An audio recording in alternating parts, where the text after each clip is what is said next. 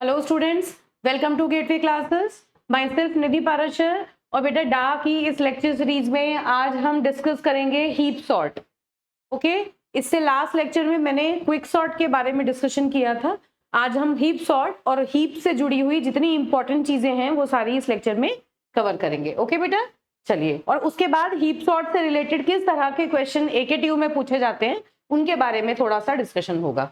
चलिए देखते हैं।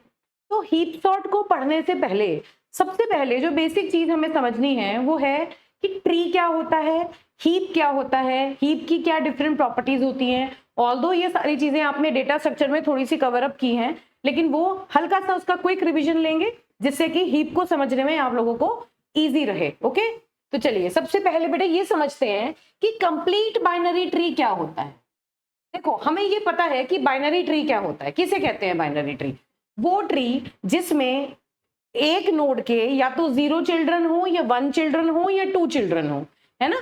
ऐसा ट्री जिसमें ट्री क्या है, बेसिकली एक हायरार्किकल डेटा स्ट्रक्चर है जिसमें multiple nodes are connected at different levels. Okay, तो ट्री में जब भी हम कंप्लीट बाइनरी ट्री की बात करते हैं तो उसका एक ब्रीफ इंट्रोडक्शन लेने के लिए अगर मैं आपसे कहूं कि मेरे पास एक लिस्ट ऑफ एलिमेंट्स है, suppose I have got a list of elements, है ना। उस लिस्ट ऑफ एलिमेंट्स को मैंने इस तरह से स्टोर किया एरे में कि A B D E F H I, this is A B D E F H I। ठीक है, ये मेरी कुछ लिस्ट ऑफ एलिमेंट्स हैं। अब इन लिस्ट ऑफ एलिमेंट्स को मुझे ट्री की फॉर्म में अरेंज करना है। ठीक है, ये मेरा एरे है, ये एरे फॉर्म हो गया मेरा एरे।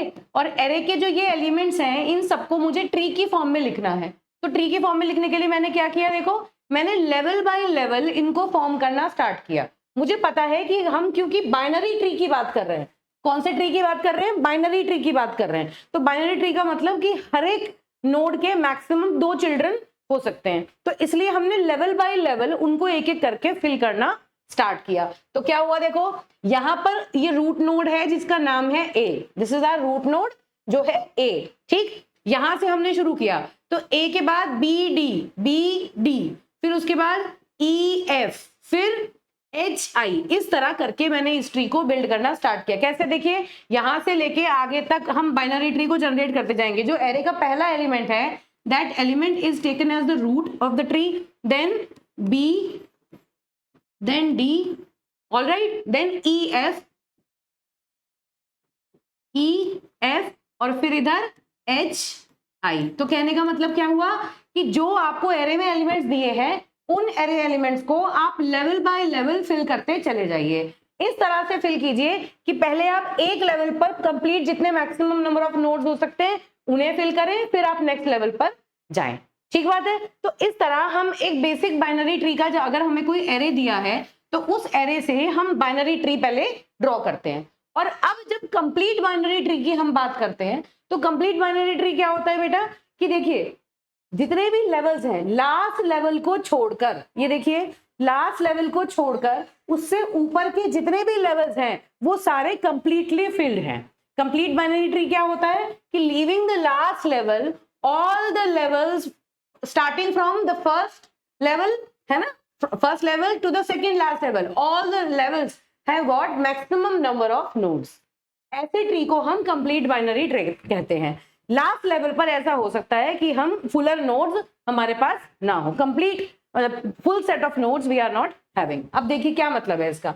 अगर मैंने इस ट्री को एक एरे में रिप्रेजेंट किया या इसका वाइसा वर्सा मैं कहूं कि इस एरे से मैंने ट्री बनाया तो ये मेरा ट्री बना, है ना। इसी तरह से अब ये दूसरा एग्जांपल है, this was our first example. Second one देखिए, क्या ये कंप्लीट बाइनरी ट्री है।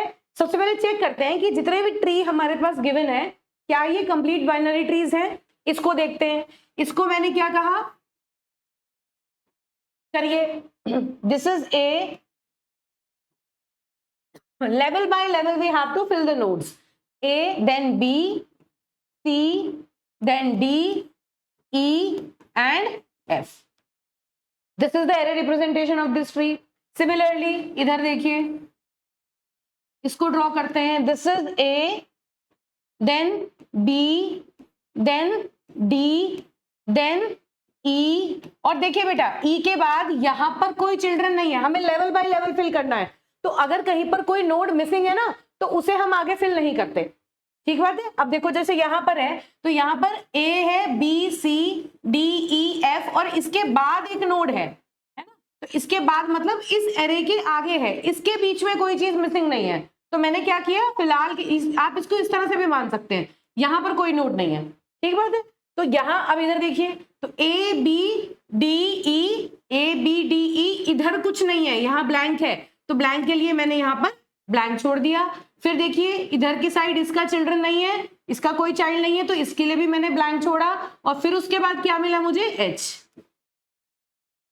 This is how we will represent this particular tree using an array. तो आपको क्या करना है, पहले लेवल से लास्ट लेवल तक पूरे number of nodes, complete maximum number of nodes के लिए यहां पर आपको प्लेस बना के चलना है, और जहां पर जो नोड मिसिंग है उसके करस्पॉन्डिंग आपको खाली जगह छोड़ देनी है। इतनी बात अभी हमें समझनी है। अब इधर देखिए ये एक ट्री है, इसके करस्पॉन्डिंग अगर मैं एरे रिप्रेजेंट करूं तो क्या आएगा, this is A, this is B, then C, then F, then D, then blank. देखो यहां पर कुछ नहीं है तो this is blank, and then after blank we are having E. This is how we are representing in these particular trees using these arrays. अब हमें ये समझना है कि इनमें से कौन कौन से ट्रीज कंप्लीट बाइनरी ट्रीज हैं और कौन से ट्रीज ऐसे हैं जो कंप्लीट बाइनरी ट्रीज नहीं होते, ठीक है बेटा। तो देखो एक simple definition complete binary tree की क्या होती है, जो कि लिखी है, a tree in which except for the last level all the, देखिए except for the last level all the other level has maximum number of nodes.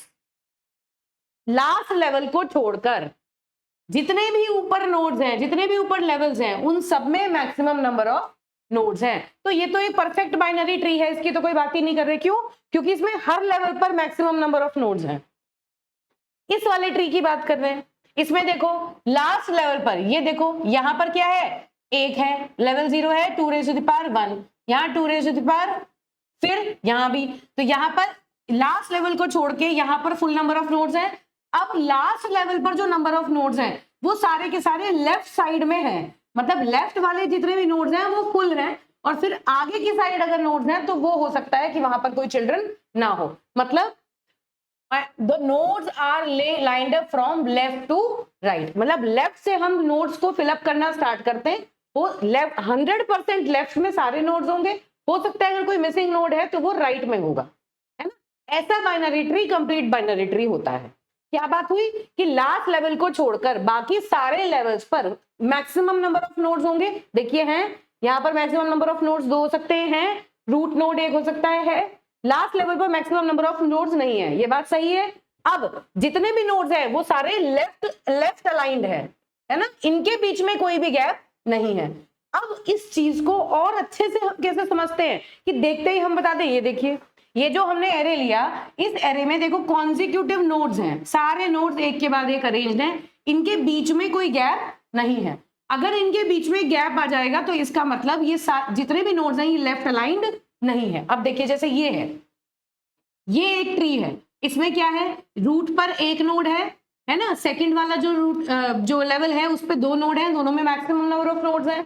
अब लास्ट लेवल पर नहीं है, लेकिन क्या जो लास्ट लेवल पर जो नोड्स हैं वो सारे लेफ्ट अलाइंड हैं? नहीं। क्यों? क्योंकि अगर ये देखिए, अगर ये H यहां से, मान लीजिए ये H ना होता और ये H यहां होता तो ये एक कंप्लीट बाइनरी ट्री था, है ना। लेकिन अब क्या है, यहाँ पर ये बीच में जो गैप आ गया इसकी वजह से ये कंप्लीट बाइनरी ट्री नहीं है। अब देखिए यहाँ पर देखिए, जब हमने इसी ट्री को एरे की फॉर्म में ड्रॉ किया तो ये क्या हुआ, ए बी डी ई, और बीच में जो ये ओपन स्पेसेस बचे, खाली स्पेसेस, ये स्पेसेस ये शो करते हैं कि now this particular tree is not a complete binary tree. तो बहुत सीधी बात है कि आप किसी भी ट्री को देख के ये बता सकते हैं कि ये ट्री जो है ये कंप्लीट बाइनरी ट्री है या नहीं। क्या देखेंगे कि लास्ट लेवल को छोड़ के बाकी सारे लेवल पर मैक्सिमम नंबर ऑफ नोड्स हैं, और लास्ट लेवल पर जितने भी नोड्स हैं वो लेफ्ट साइड से हम वो सारे के सारे फुल करते हुए चलेंगे। अगर कहीं स्पेस होगा तो राइट साइड में होगा, लेफ्ट में कोई स्पेस नहीं होगा। और अगर हम एरे को देखें तो एरे में बीच में कहीं पे हमें एम्प्टी स्पेस नजर नहीं आएगा। अगर हमें बीच में एम्प्टी स्पेस नजर आया तो इसका मतलब ये जो ट्री है वो कंप्लीट बाइनरी ट्री नहीं है। तो क्या मतलब हुआ, this is a complete binary tree, oh sorry, this is a complete binary tree, this is true, yes, है ना, this is a complete binary tree. Is this a complete binary tree? Yes, because there is no gap in between these two. These all the nodes. Yes, this is a complete binary tree. क्या ये है? नहीं, ये एक complete binary tree नहीं है, क्योंकि देखिए array में बीच में blank space भी है और हम tree को देख के भी बता सकते हैं कि ये सारे left associative नहीं है. अब इधर देखिए, क्या ये complete binary tree है? नहीं. क्यों? क्योंकि पहले नोड से लास्ट नोड तक जब हमने array में फिल किया तो उसके बीच में देखो बेटा यहां पर स्पेस आ गया. अब क्योंकि ये स्पेस है तो इसका मतलब ये भी कंप्लीट बाइनरी ट्री नहीं है. अगर ये जो ई है, ये ई यहां लगा होता, यहां ना होता, तो ये एक कंप्लीट बाइनरी ट्री होता. तो अब ये तो हुई बेसिक डेफिनेशन, है ना, कंप्लीट बाइनरी ट्री की बेसिक डेफिनेशन कि कंप्लीट बाइनरी ट्री होता क्या है. अब देखिए, अगर हम ये चेक करते हैं कि अब क्या ये जो ट्री है ये कंप्लीट बाइनरी ट्री की जो प्रॉपर्टीज हैं उनको फॉलो करता है. देखिए, using array we find parents and children as follows, assuming we start indexing at 1. अगर हम किसी भी पर्टिकुलर ट्री को एरे की रिप्रेजेंटेशन देने लगे और हम ये कहें कि जितने भी नोड्स हैं उनकी इंडेक्सिंग हम 1 से स्टार्ट करते हैं. सोचो यहाँ पर क्या है, 1 2 3 4 5 6 7, टोटल कितने नोड्स हैं देखो, 1 2 3 4 5 6 7, उनको हमने एरे में अरेंज कर दिया. ठीक है बेटा. तो अब क्या कह रहा है, अगर हम किसी एक पर्टिकुलर नोड आई की बात करें, सपोज मैं एक नोड को लेती हूं, ये वाला नोड डी, है ना, मैंने कौन सा नोड कंसिडर किया, डी. या हम इस वाले एरे को देखते हैं, मुझे लगता है ये शायद आपको ज्यादा विजिबल है. तो देखिए, इस एरे की बात करते हैं, क्या है ये, दिस इज 1 2 3 4 5 6 7. ठीक बात है. अब देखिए क्या है, ये तो सेवेंथ इंडेक्स तो इसमें एग्जिस्ट ही नहीं करता, 6 नोड्स आ गए. अब देखिए, मैं किसी एक पर्टिकुलर इंडेक्स की बात कर रही हूं, suppose I am taking index B, मैं नोड बी की बात कर रही हूं. बी अगर सपोज ये दिस इज आई, इसका जो इंडेक्स है वो आई है, तो अब इस केस में क्या होगा, देखो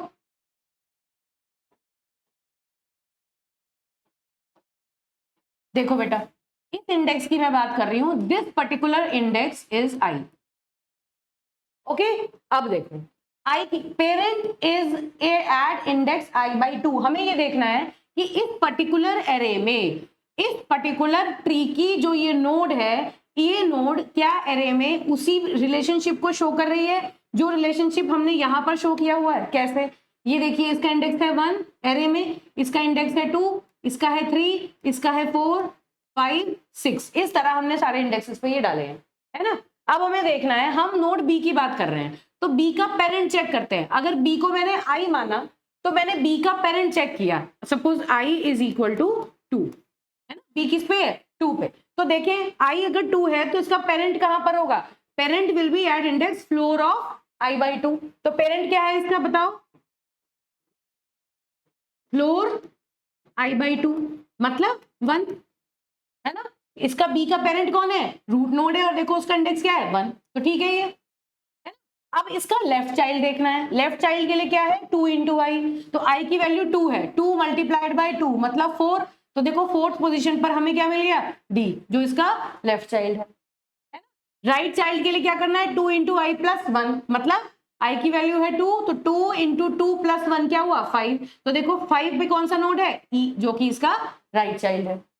ठीक बात है. तो इसका मतलब ये जो एरे रिप्रेजेंटेशन है, ये एरे रिप्रेजेंटेशन हमें क्लियरली ये शो करती है कि हम किसी भी पर्टिकुलर ट्री को एरे की फॉर्म में किस तरह से रिप्रेजेंट कर सकते हैं. अब देखिए, इतनी बात खत्म हो गई. अब बेटा किसी ऐसे नोड की बात करो, मान लीजिए हम सी की बात करते हैं, तो सी का देखो, सी का पेरेंट कौन है, सी क्या है 3, 3 बाई 2 क्या आया 1.5, और उसकी फ्लोर वैल्यू क्या हुई 1, 1.5 की फ्लोर वैल्यू क्या हुई 1. तो सी का क्या है, जो पेरेंट है वो कौन है 1 पे, क्या है ए. तो देखो ए सी का पेरेंट है ना. अब सी का लेफ्ट चाइल्ड निकालो, सी का इंडेक्स क्या है 3, तो लेफ्ट चाइल्ड कैसे निकलेगा, 2 इंटू 3, है ना, 2 इंटू 3 मतलब 6. तो 6 लोकेशन पर जो वैल्यू है वो इसका लेफ्ट चाइल्ड है. Yes, F is the left child of C, correct. अब जो राइट चाइल्ड है वो कैसे निकलेगा, 2 into i plus 1, that means 7. और देखो 7 तो यहाँ पर कोई इंडेक्स है ही नहीं, तो इसका मतलब क्या है कि इसका कोई राइट चाइल्ड नहीं है.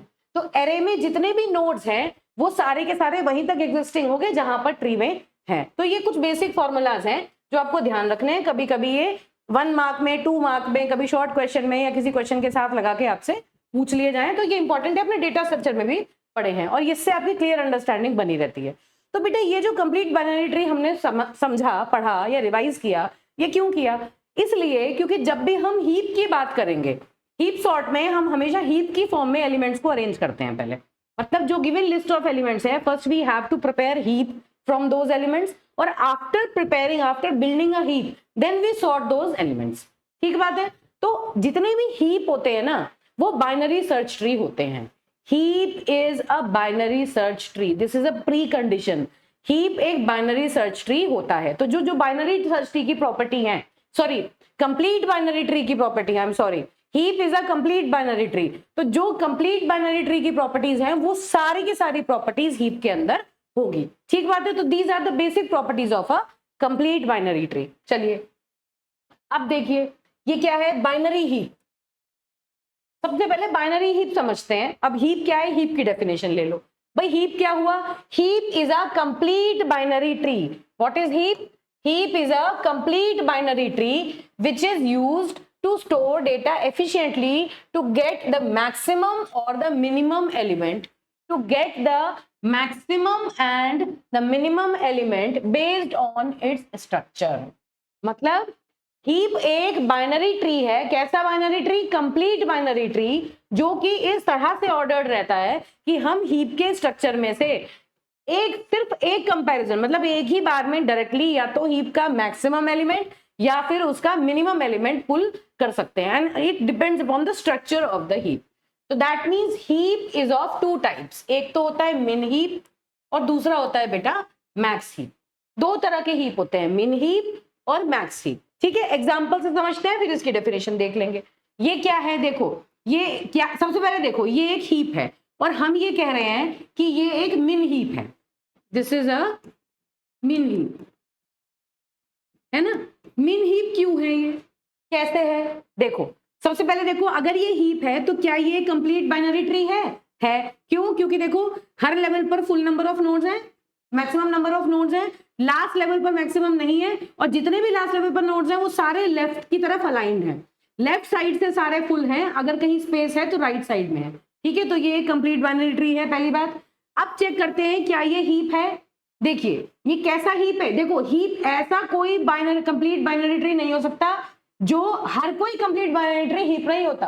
हीप होने के लिए क्या होना चाहिए? या तो उसको मिन हीप होना चाहिए या वो मैक्स हीप होना चाहिए। मिन हीप या मैक्स हीप में से अगर कोई एक प्रॉपर्टी वो होल्ड कर रहा है तभी हम उसे कहेंगे कि वो हीप है। ठीक है, तो ये वाला जो पर्टिकुलर हीप है ये मिन हीप है। क्यों? क्योंकि देखो जितने भी नोड्स हैं उनके चिल्ड्रन की जो वैल्यूज हैं वो उनसे कम है। क्या मतलब हुई? ये देखो ये नोड है 6 की वैल्यू इसके जो चिल्ड्रन है उनकी कीज से कम है। अब हर सब ट्री के लिए ये बात है, अगर मैं पूरे ट्री को देखूं तो 6 की वैल्यू इन सबसे कम है ना? अब मैं इस सब ट्री की बात करूं तो 7 की वैल्यू इसके चिल्ड्रन से कम है। इसके आगे भी अगर कुछ होते तो यही प्रॉपर्टी आगे भी कंटिन्यू होती। इसी तरह राइट साइड में देखो, इस वाले सब ट्री में देखो 12 की वैल्यू 17 से कम है। तो मिन हीप कौन सा हीप हुआ? जिसमें पूरे के पूरे हीप में ये मिन हीप की जो प्रॉपर्टी होती है वो फॉलो होती है। वो क्या? कि बेटा जो पेरेंट की है वो जो चिल्ड्रन है उनकी की से कम होगी या बराबर होगी। मतलब अगर इक्वल कीज हैं तो पेरेंट और जो उसका चाइल्ड है वो सेम की होल्ड कर सकता है। इक्वालिटी के केस में ऐसा हो सकता है, वरना जो पेरेंट की होगी ना वो हमेशा चाइल्ड से या तो छोटी होगी या उसके इक्वल होगी। अगर हर नोड इस प्रॉपर्टी को फॉलो करता है, हर लेवल पर ये प्रॉपर्टी फॉलो की जाती है, तो ऐसे हीप को हम मिन हीप कहते हैं। तो बताइए ये कौन सा हीप हुआ? मिन हीप। तो अगर मैं मिन हीप की बात करूं तो बताओ सबसे छोटा एलिमेंट कहां मिलेगा? रूट पर, है ना? तो मिन हीप कौन सा हीप हुआ? जिसमें जो स्मॉलेस्ट एलिमेंट है वो हमेशा रूट पर एग्जिस्ट करता है। तो this is the minimum element, this is the minimum element of tree, है ना? ट्री का सबसे छोटा एलिमेंट जो है वो रूट पर एग्जिस्ट करता है। अब इसके कॉन्ट्रेरी जो दूसरा हीप है वो है मैक्स हीप।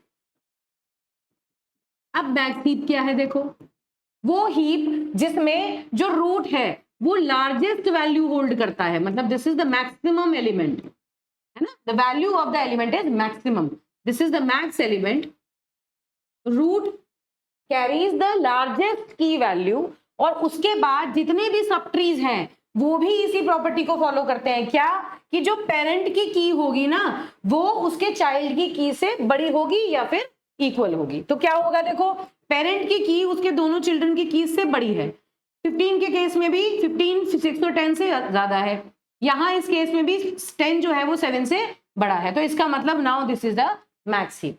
पूरे हीप के लिए ये प्रॉपर्टी जो होगी वो फॉलो होगी। तो बेटा जो कंप्लीट बाइनरी ट्री है उसको हीप बनाओगे अगर, तो या तो आपको उसे मिन हीप की फॉर्म में अरेंज करना पड़ेगा या फिर आप उसको मैक्स हीप की फॉर्म में अरेंज करोगे, है ना, तभी वो एक हीप स्ट्रक्चर की फॉर्म होगी, अदरवाइज वो एक सिंपल कंप्लीट बाइनरी ट्री होगा। तो जब भी हम हीप सॉर्ट की बात करते हैं तो हम हीप के ऊपर काम करेंगे, इट कैन बी अ मिन हीप और it can be a max heap, ठीक बात है। तो अगर बताओ इस हीप में से मुझे कोई एक मिनिमम एलिमेंट एक्सट्रैक्ट करना है, तो मैं रूट का एलिमेंट अगर निकाल लूं तो मुझे मिनिमम एलिमेंट मिल जाएगा, है ना। इसी तरह इस वाले हीप में अगर मुझे मैक्सिमम एलिमेंट निकालना है तो रूट का एलिमेंट जो होगा वो मुझे मैक्सिमम एलिमेंट इस पर्टिकुलर लिस्ट ऑफ एलिमेंट्स में से दे देगा, ठीक बात है। तो हीप क्या है, हीप बेसिकली ये कंप्लीट बाइनरी ट्री है जो मिन हीप या मैक्स हीप दोनों में से कोई एक प्रॉपर्टी होल्ड करेगा ही करेगा।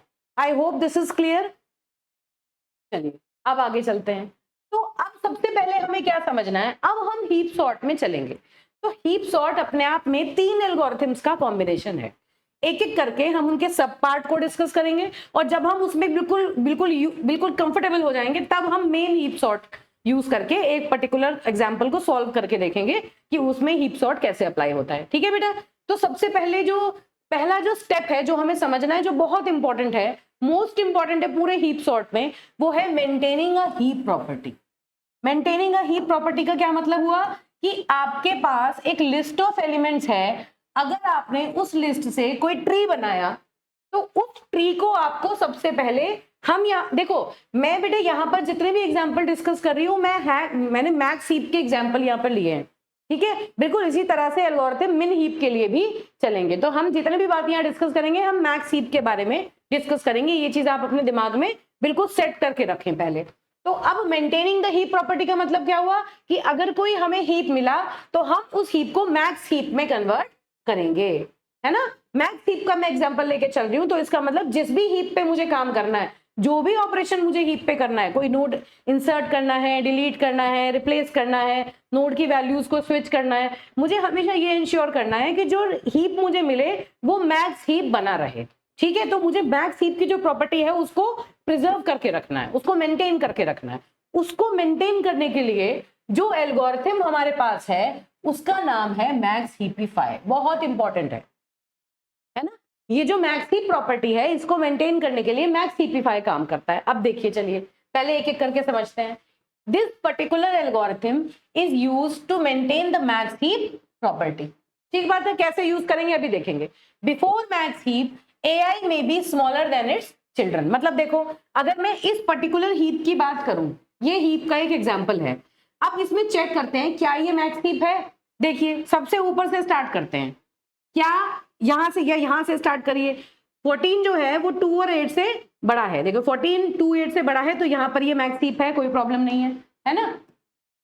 अब इधर देखिए 7 जो है वो 1 से बड़ा है, इतना भी मैक्स हीप की प्रॉपर्टी मैच हो रही है। अब इधर देखिए 9 और 3 जो है वो 10 से छोटे हैं, तो यहाँ भी मैक्स हीप की प्रॉपर्टी वैलिड हो रही है। अब इसके ऊपर वाले लेवल पर यहाँ देखा तो क्या है, ये 14 है और ये क्या है 7, this is 14 and this is 7, और जो इनका पेरेंट है उसकी वैल्यू क्या है 4, तो यहाँ ये जो हीप प्रॉपर्टी है ये मैच नहीं हो रही, है ना। जो मैक्स हीप प्रॉपर्टी है वो यहाँ पर वायलेट हो गई। तो हम मैक्स हीपिफाई क्या करेगा कि जहां पर ये प्रॉपर्टी वायलेट हो रही है वहां पर ये पर्टिकुलर एल्गोरिथम हम अप्लाई करेंगे, और उसके बाद वो उस पर्टिकुलर नोड से शुरू करके उसके नीचे तक का पूरा सब ट्री के ऊपर हम ऑपरेशन करेंगे, और फाइनली जब हमें इसका रिजल्ट मिलेगा तो ये जो पूरा सब ट्री है बेटा, ये सब ट्री जो होगा वो आपका मैक्स हीप के फॉर्म में कन्वर्ट हो जाएगा, क्योंकि देखो इसके ऊपर ये मैक्स हीप है ना। 16 इज ग्रेटर देन 4 एंड 10। लेकिन ये जो सब ट्री है ये मैक्स हीप की प्रॉपर्टी फॉलो नहीं कर रहा, तो हमें क्या करना है, इस पर्टिकुलर नोड पर हीपिफाई लगाना है। ठीक, अभी देखेंगे कैसे कैसे हम इसको करेंगे। तो क्या हुआ, अब देखो, before max heap AI may be smaller than it's children. ये क्या है, AI। अगर मैं इसको मानूं कि ये ith लोकेशन है, if this is my ith location, तो मैं क्या कहूंगी कि जो A ऑफ I की वैल्यू है ये अपनी चिल्ड्रन से छोटी है, तो इसका मतलब यहां पर मैक्स हीप लगाने की जरूरत है ना। अज्यूम लेफ्ट एंड राइट सब trees of I R max heap. हम ये मान के चलते हैं कि ये भी मैक्स हीप है और ये भी मैक्स हीप है अभी के लिए, फिर बाद में अगर रिक्वायरमेंट होगी तो फिर फर्दर हम इनके ऊपर काम करना स्टार्ट कर देंगे। फिलहाल हम क्या करेंगे, सिर्फ इस पर्टिकुलर नोड पर हमें मैक्स हीपिफाई यूज करना है। ठीक बात है। तो अब बेटा ये समझते हैं कि इस नोड पर मैक्स हीपिफाई लगाने के लिए हमें क्या क्या चीजें करनी होंगी, क्या क्या स्टेप हम करेंगे। चलिए, after max heapify subtree rooted at I is a max heap. मतलब ये जो सब ट्री है ये एक मैक्स ट्री में कन्वर्ट हो जाएगा। बस ये जो मैंने बातें बोली वही चीजें यहाँ पर स्लाइड में लिखी हुई हैं। अब देखो, अब इसे मैक्स हीपिफाई में कन्वर्ट करने के लिए बेसिक आइडिया क्या है, पहले उस बेसिक आइडिया की बात करते हैं। देखिए, चलिए बेटा देखो,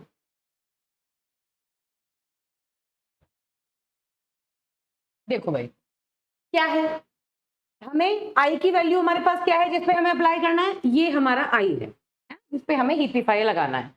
अब ये देखिए, ए एरे का नाम है, पूरा एरे अरेंज है किस तरह से, 16 4 10 14 7 9 3 है ना, जिस तरह से जैसे हमने पहले लिखा था।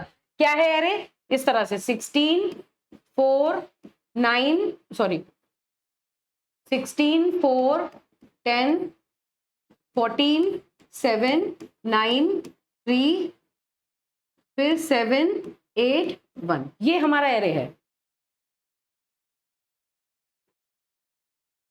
This is our array.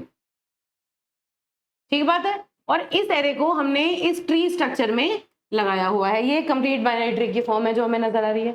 अब इस एरे के इस पर्टिकुलर एलिमेंट को हमें मैक्स हीपिफाई करना है ना। तो ये एरे का जो नाम है ये क्या है, ए। बस इस एरे को हमने ट्री की फॉर्म में देखा। वैसे जितनी भी कैलकुलेशंस होंगी, जो भी काम होगा वो इस एरे के अंदर होगा। हमें पता ही एरे कहां से शुरू हो रहा है, 1 से 2 3 4 5 6 7 8 9 10। टोटल कितने एलिमेंट्स हैं, 10 एलिमेंट्स हैं। कैसे, 1 2 3 4 5 6 7 8 9 10, ये 10 एलिमेंट ट्री की फॉर्म में हमने अरेंज कर दिए। अब देखिए, तो ए क्या हुआ, एरे का नाम, आई क्या है, वो नोड का इंडेक्स जिसके ऊपर हम मैक्स हीपिफाई लगाएंगे, और एन क्या है बेटा, टोटल नंबर ऑफ एलिमेंट्स, ये total number of nodes in this particular heap.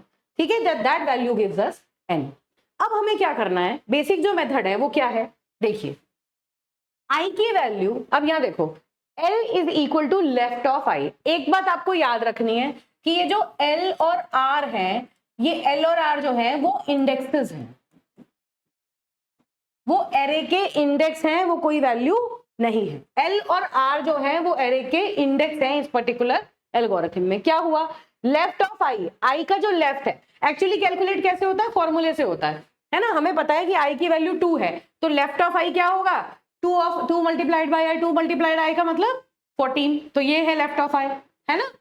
अब इस पर्टिकुलर एल्गोरिथम में अगर हम लेफ्ट ऑफ आई कैलकुलेट करते हैं तो इसका क्या मतलब हुआ, आई के इंडेक्स में हम 2 मल्टीप्लाई कर देंगे, जो हमने लास्ट अभी फॉर्मूले देखे उनके हिसाब से। देखो ये फॉर्मूले हैं, अगर मुझे आई का लेफ्ट ऑफ आई निकालना है तो मैं क्या करूं, आई में 2 को मल्टीप्लाई कर दूं, और इधर ट्री में देख के इंडेक्स से मुझे पता चल जाएगा कि कौन सा इंडेक्स है, उस इंडेक्स पर कौन सा एलिमेंट। ठीक है, तो अब क्या हुआ, लेफ्ट ऑफ आई का मतलब क्या हुआ, आई की वैल्यू क्या है 2, लेफ्ट ऑफ आई क्या हुआ 2 मल्टीप्लाइड बाई 2 मतलब 4, तो लेफ्ट ऑफ आई क्या है 4, है ना। तो ये जो इंडेक्स है 4, this is left of I, this is left of आई।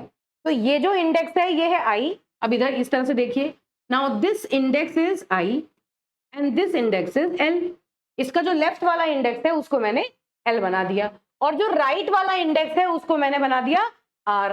कैसे, राइट वाले फॉर्मूले से जब हम फाइंड आउट करेंगे तो 2 इंटू आई प्लस 1 मतलब फिफ्थ पोजीशन मिलेगी, तो what is R R, this is R R. इस तरह से हम मैक्स हीपिफाई को इनिशियलाइज करते हैं। जिस पर्टिकुलर नोड पर हमें हीपिफाई लगाना है उस नोड के लेफ्ट और राइट चाइल्ड की जो इंडेक्स है वो इंडेक्स हमने लेफ्ट की एल में ले ली और राइट वाले की आर में ले ली, ठीक है। इंडेक्स, इंडेक्स मतलब एरे पोजीशंस, ठीक बात है। चलिए अब हमें क्या करना है, इफ लेफ्ट जो इंडेक्स है less than equal to n, less than equal to n का मतलब एन क्या है, टोटल नंबर ऑफ एलिमेंट्स, है ना। एन की वैल्यू यहां पर क्या है 10, तो इसका क्या मतलब हुआ, अगर इसकी वैल्यू 10 से कम है, 10 से कम, ये चीज हमने क्यों चेक की, क्यों, क्योंकि देखो यहां तक आते आते अगर मैं यहां पे आ जाऊं, इस पर्टिकुलर नोड पे आऊं, तो क्या मुझे इसको मैक्स सिंपलीफाई करने की जरूरत है, नहीं। अगर एक सिंगल नोड है, लीफ नोड, लीफ नोड पर मैक्स सिंपलीफाई मुझे नहीं लगाना, क्योंकि वो ऑटोमेटिकली एक ट्रिवियल मैक्स हीप है, उसके कोई चिल्ड्रन नहीं है। तो अगर एक सिंगल नोड हमारे पास बचा जिसके कोई चिल्ड्रन नहीं है, तो वो ऑटोमेटिकली बाय डिफॉल्ट एक मैक्स हीप है। तो ये जो एल्गोरिथम है ये ऑटोमेटिकली टर्मिनेट हो जाएगा, L less than equal to n पर ये ऑटोमेटिकली टर्मिनेट हो जाएगा, क्योंकि उसके बाद इसको आगे कोई स्वैपिंग ऑपरेशन नहीं करना होगा। चलिए ये कंडीशन चेक की, अभी हमारे केस में L की वैल्यू क्या है 4, तो ये कंडीशन हो गई ट्रू, ट्रू है, और साथ साथ A of L is greater than A of I। अब चेक करिए, तो कहने का मतलब क्या है, अगर हम इसको सिंपल शब्दों में समझें तो हम ये कह रहे हैं कि भाई हमें मैक्स प्रॉपर्टी, मैक्स की प्रॉपर्टी मेंटेन करनी है, तो हम लेफ्ट वाली चाइल्ड से पहले कंपेयर कर रहे हैं, क्या लेफ्ट वाला चाइल्ड इससे बड़ा है, ये 4 है, 4 से क्या लेफ्ट वाला जो चाइल्ड है उसकी वैल्यू जो है वो बड़ी है, हाँ जी है, बड़ी है। तो इसका मतलब क्या करो, लार्जेस्ट इक्वल टू L। हम क्या कर रहे हैं, लार्जेस्ट भी एक इंडेक्स है जो कि दोनों में से बेसिकली क्या है, इन तीनों में से जो सबसे बड़ी वैल्यू होगी ना उसको लार्जेस्ट होल्ड कर लेगा, है ना।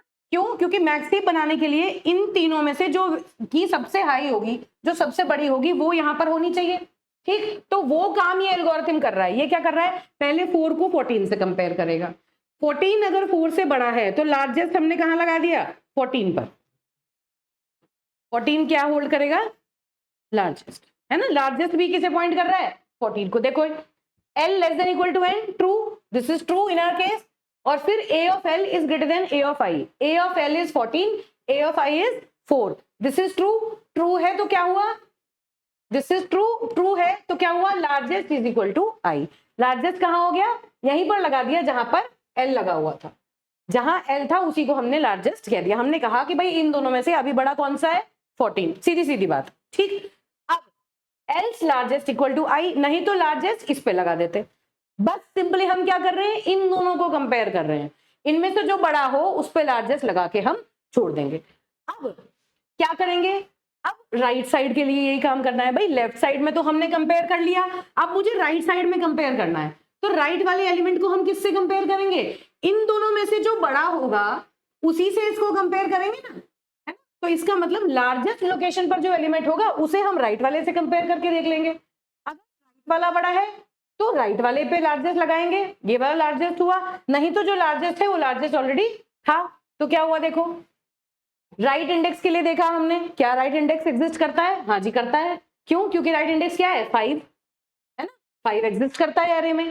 अब A of R is greater than A of largest, क्या A of R A of largest से बड़ा है, A of लार्जेस्ट की वैल्यू क्या है 14, A of R की वैल्यू क्या है 7, क्या ये R इससे बड़ा है, नहीं है, ये नहीं है, तो इसका मतलब राइट वाला लार्जेस्ट नहीं है। बस ये बात हमने चेक कर ली। तो जब ये पूरा का पूरा काम हुआ, इतने पूरे कोड के चलने के बाद क्या प्रूव हुआ कि इन तीनों, ये तीनों नोड जो हैं इनमें सबसे बड़ा नोड कौन सा है, ये है ना।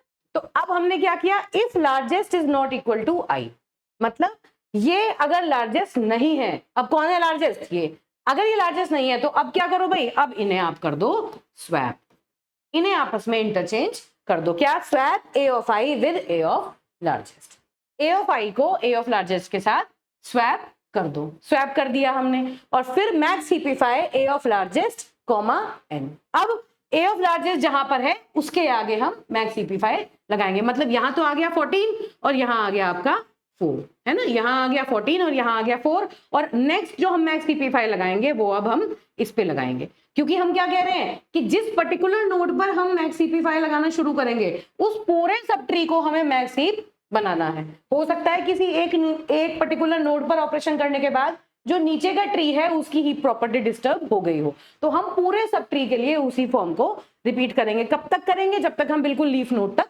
नहीं पहुंच जाते। लीफ नोड पे पहुंचेंगे तो इनमें से कोई ना कोई वैल्यू जो होगी वो हमारी फॉल्स हो जाएगी। ठीक बात है। तो बेटा अब इस पर्टिकुलर ट्री पर जो हमने बात अभी समझी, इसको अप्लाई करके देखते हैं कि ये जो एल्गोरिथम है वो किस तरीके से यहाँ पर अप्लाई होता है। चलिए देखिए, देखते हैं, सेम एग्जाम्पल को कंप्लीट करके देखते हैं। ये देखिए क्या है यहाँ पर। सबसे पहले हमने क्या किया, यहाँ पर आई की वैल्यू क्या है हमारी, आई पर वैल्यू है 4, और फिर जब हमने अभी कंपेयर किया फर्स्ट एग्जांपल में तो हमने यहां लगाया एल, है ना, आई की वैल्यू को एल वाली वैल्यू से हमने कंपेयर किया। एल पर क्या है 14 जो कि इससे बड़ा है, तो हमने लार्जेस्ट भी इसी पर लगा दिया, यही लार्जेस्ट हुआ, है ना। अब इनके लार्जेस्ट से हमने आर को कंपेयर किया, राइट साइड वाले को, लार्जेस्ट से ये छोटा है तो हमने क्या कर दिया, इनकी वैल्यूज को स्वैप कर दिया। तो देखो स्वैप करने के बाद क्या वैल्यू आई, देखो ये जो 14 है ये ऊपर चला गया, यहां स्वैपिंग की, ये 14 ऊपर चला गया और ये जो 4 था ये 14 की प्लेस पर आ गया, है ना। अब लार्जेस्ट पोजीशन कौन सी थी, ये वाली, लार्जेस्ट कहां पॉइंट कर रहा था, यहां। तो अब जो अगला मैक्स CP5 होगा वो अगली कॉल जो होगी वो कहां होगी, यहां। अब ये हमारा न्यू आई है जिसके ऊपर हम काम करेंगे। इस तरह से ये पूरा जो कोड है वो चलता है। अब देखिए ये आई है, इसका लेफ्ट वाला क्या है, L, this is L and this is R, है ना। अब बताओ a of i is greater than a of l, l से बड़ा है तो कोई प्रॉब्लम नहीं है। तो लार्जेस्ट कहां आ गया, ये देखिए, अगर इधर देखिए, अगर a ऑफ l जो है वो बड़ा है तो लार्जेस्ट इक्वल टू i होगा, नहीं तो लार्जेस्ट इक्वल टू i बन जाएगा। तो इस केस में क्या हुआ, देखो l वाला तो i वाले से छोटा है तो बड़ा कौन सा है, i वाला, तो ये क्या है लार्जेस्ट। अब लार्जेस्ट वाले को राइट वाले से कंपेयर करो, राइट वाला इससे बड़ा है तो इसका मतलब क्या हुआ, राइट वाला लार्जेस्ट से बड़ा है तो इसका मतलब अब इन दोनों की वैल्यूज जो होंगी वो आपस में स्वैप कर दी जाएंगी। ये 8 ऊपर चला जाएगा और इस 4 को हम नीचे ले आएंगे। तो क्या रिजल्ट आया, देखो इसके बाद क्या आया ट्री, इसके बाद आपका ये ट्री आया, है ना। क्या हुआ देखो, ये सब ट्री तो एज इट इज है, इधर की साइड देखो यहाँ 14 8 आ गया था और यहाँ पर देखो ये जो 4 है, ये 4 जो है ये इधर आ गया और ये जो 8 था वो ऊपर चला गया। अब लार्जेस्ट कहाँ था, यहाँ पर, है ना। और चेंज करने के बाद यहाँ पर क्या हुआ, यहाँ लार्जेस्ट की value new I is this 4, this is our new I. पहले यहाँ लार्जेस्ट था, जब आर की वैल्यू इससे बड़ी मिली तो लार्जेस्ट कहाँ शिफ्ट हो गया, यहाँ पर, है ना। लार्जेस्ट की वैल्यू कहाँ शिफ्ट हुई, इस वाले इंडेक्स पर। तो अब अगला वाला जो ट्री है उस पर मैक्स CP5 कहाँ कॉल करेंगे, इस पर्टिकुलर वैल्यू पर। ठीक बात है। अब देखो ये लीफ नोड है, जब हम लीफ नोड कैलकुलेट करेंगे तो देखो ये जो L है वो भी n से बड़ा आएगा और जो राइट है R है वो भी n से बड़ा आएगा। तो होगा क्या कि ये जो हमारा मैक्स CP5 फंक्शन था, ये मैक्स CP5 फंक्शन हमारा टर्मिनेट हो जाएगा, क्योंकि ये जो वैल्यूज होंगी, ये जितने भी कंडीशंस हैं, ये कंडीशंस आपकी फॉल्स हो गई, है ना। और इसको हम जनरल टर्म में अगर बोले तो इसको क्या कह सकते हैं कि ये अगर सिंगल एलिमेंट बचता है तो एक सिंगल एलिमेंट ऑलरेडी एक मैक्स हीप होता है, उसे मैक्स CP5 करने की जरूरत नहीं होती। ठीक है बेटा। तो क्या किया बेसिकली हमने, अगर हम सीधा सीधा समझे, जिस पर्टिकुलर, अब अगर आप एल्गोरिथम को ना देखें, जनरली समझें कि आप मैक्स हीप का एल्गोरिथम आपने लिख दिया, हीपीफाई कैसे करते हैं, उसके बाद आप सीधे बिना देखे भी हीपीफाई कर सकते हैं। करना क्या है कि इन तीनों में से जो बड़ा नंबर है उसके साथ हम रूट को हमेशा रिप्लेस करेंगे, और जिस नंबर के साथ हमने रिप्लेस किया नेक्स्ट टाइम उसी इंडेक्स पर दोबारा से मैक्स CP5 लगाएंगे। कैसे, देखो यहां पर हमने इसके साथ रिप्लेस किया था, है ना, तो हमने इस लोकेशन पर मैक्स CP5 लगाया। अब हमने इसके साथ रिप्लेस किया तो हमने इस लोकेशन पर मैक्स CP5 लगाया। बस ये काम करते करते कब तक करना है, जब तक हम उस पर्टिकुलर नोड से बिल्कुल लीफ तक ना आ जाए, मतलब उस पूरे ट्री को हमें मैक्स हीप में कन्वर्ट कर देना है। ठीक है बेटा। अब अगली बात क्या है कि ये जो मैक्स हीप एल्गोरिथम है इसकी टाइम कॉम्प्लेक्सिटी कितनी है। सबसे पहले हम मैक्स हीप की टाइम कॉम्प्लेक्सिटी के बारे में डिस्कस कर लें। तो देखो ये तो कांस्टेंट है ना, सिंगल इंस्ट्रक्शन है, कांस्टेंट इंस्ट्रक्शन है, कांस्टेंट टाइम लेगी, ये भी कांस्टेंट टाइम लेगी। ठीक है। अब ये देखिए ये कंडीशन है, इफ है, इफ की कंडीशन ट्रू, अगर ये है तो ये भी कांस्टेंट टाइम होगी। अब आपको ये बात समझ में आनी चाहिए कि जो हम हीपीफाई कर रहे हैं, अगर मैं यहां पर देखूं, ये देखिए मैंने हीपीफाई किया तो एक पर्टिकुलर, मान लो मुझे यहां हीपीफाई करना है तो मुझे नीचे तक कंपैरिजन में जाना है। अगर मैं इसका वर्स्ट केस मान के चलूं, तो अगर मैं कहूं कि मुझे रूट से ही हीपीफाई अप्लाई करना स्टार्ट करना है, तो हर एक लेवल पर हम क्या कर रहे हैं, तीन नोड्स को आपस में कंपेयर कर रहे हैं, तीन नोड्स को हम आपस में कंपेयर कर रहे हैं, तो हमेशा एक कांस्टेंट टाइम लग रहा है हर बार कि तीनों में से अगर होगा तो कोई या तो ये या तो इसके साथ स्वैप होगा या फिर ये इधर की तरफ स्वैप होगा, है ना। तो मैक्सिमम कितनी बार कितने लेयर पर, इनके बीच में हो सकता है, इनके बीच में हो सकता है, इनके बीच में हो सकता है, ठीक बात है। तो इसका मतलब ये जो मैक्स हीपीफाई है ये कितनी बार रन होगा, जितनी इस ट्री की हाइट होगी, है ना। ये क्या है, ये एक कंप्लीट बाइनरी ट्री है। कंप्लीट बाइनरी ट्री में इस डायरेक्शन में ट्री की हाइट जो है वो लार्जेस्ट होती है, तो जो ट्री की हाइट होगी मैक्सिमम उतना ही टाइम इस ट्री को मैक्स हीपीफाई होने में लगेगा, है ना। तो हम कैसे कह सकते हैं इस बात को कि heap is an almost complete binary tree, so it must process big O of log n levels. क्यों, क्योंकि टोटल नंबर ऑफ लेवल कितने होते हैं, टोटल ट्री की हाइट कितनी होती है, log n, तो मैक्सिमम इतने लेवल इसको प्रोसेस करने की जरूरत है। और हर लेवल पर क्या करता है, with a constant work at each level. क्या कांस्टेंट वर्क है कि तीन आइटम्स को कंपेयर करेगा और हो सकता है कि उन किसी दो के बीच में उसको स्वैपिंग करनी पड़े। भाई अगर मैक्स हीप नहीं होगा तो वो उससे स्वैपिंग करनी पड़ेगी, अगर ऑलरेडी हो रहा होगा तो वो वहीं स्टॉप कर जाएगा, है ना। तो कुल मिला के क्या बात हुई कि क्योंकि ये कंप्लीट बाइनरी ट्री है, तो कंप्लीट बाइनरी ट्री की हाइट जो होती है वो log n होती है, तो हर हाइट पर इक्वल अमाउंट ऑफ वर्क इसका होगा। तो हम क्या कह सकते हैं कि ये जो हीपीफाई मेथड था उसकी जो टाइम कॉम्प्लेक्सिटी है वो है big O of log n। ये आपको याद रखनी है, इंपॉर्टेंट है, ठीक है बेटा। तो मैक्स हीपीफाई की जो टाइम कॉम्प्लेक्सिटी है वो है log n। क्यों, क्योंकि ये कंप्लीट बाइनरी ट्री की हाइट के ऊपर डिपेंड करती है। मैक्सिमम नंबर ऑफ टाइम कितनी बार आपको ऑपरेशंस करने पड़ेंगे, that is at every level, how many levels, log n, ठीक है। Height equal to the height of tree. चलिए अब देखिए, अब जो अगला जो एल्गोरिथम है हीप सॉर्ट तक पहुंचने से पहले, वो है हमारा building a max heap from a list of elements.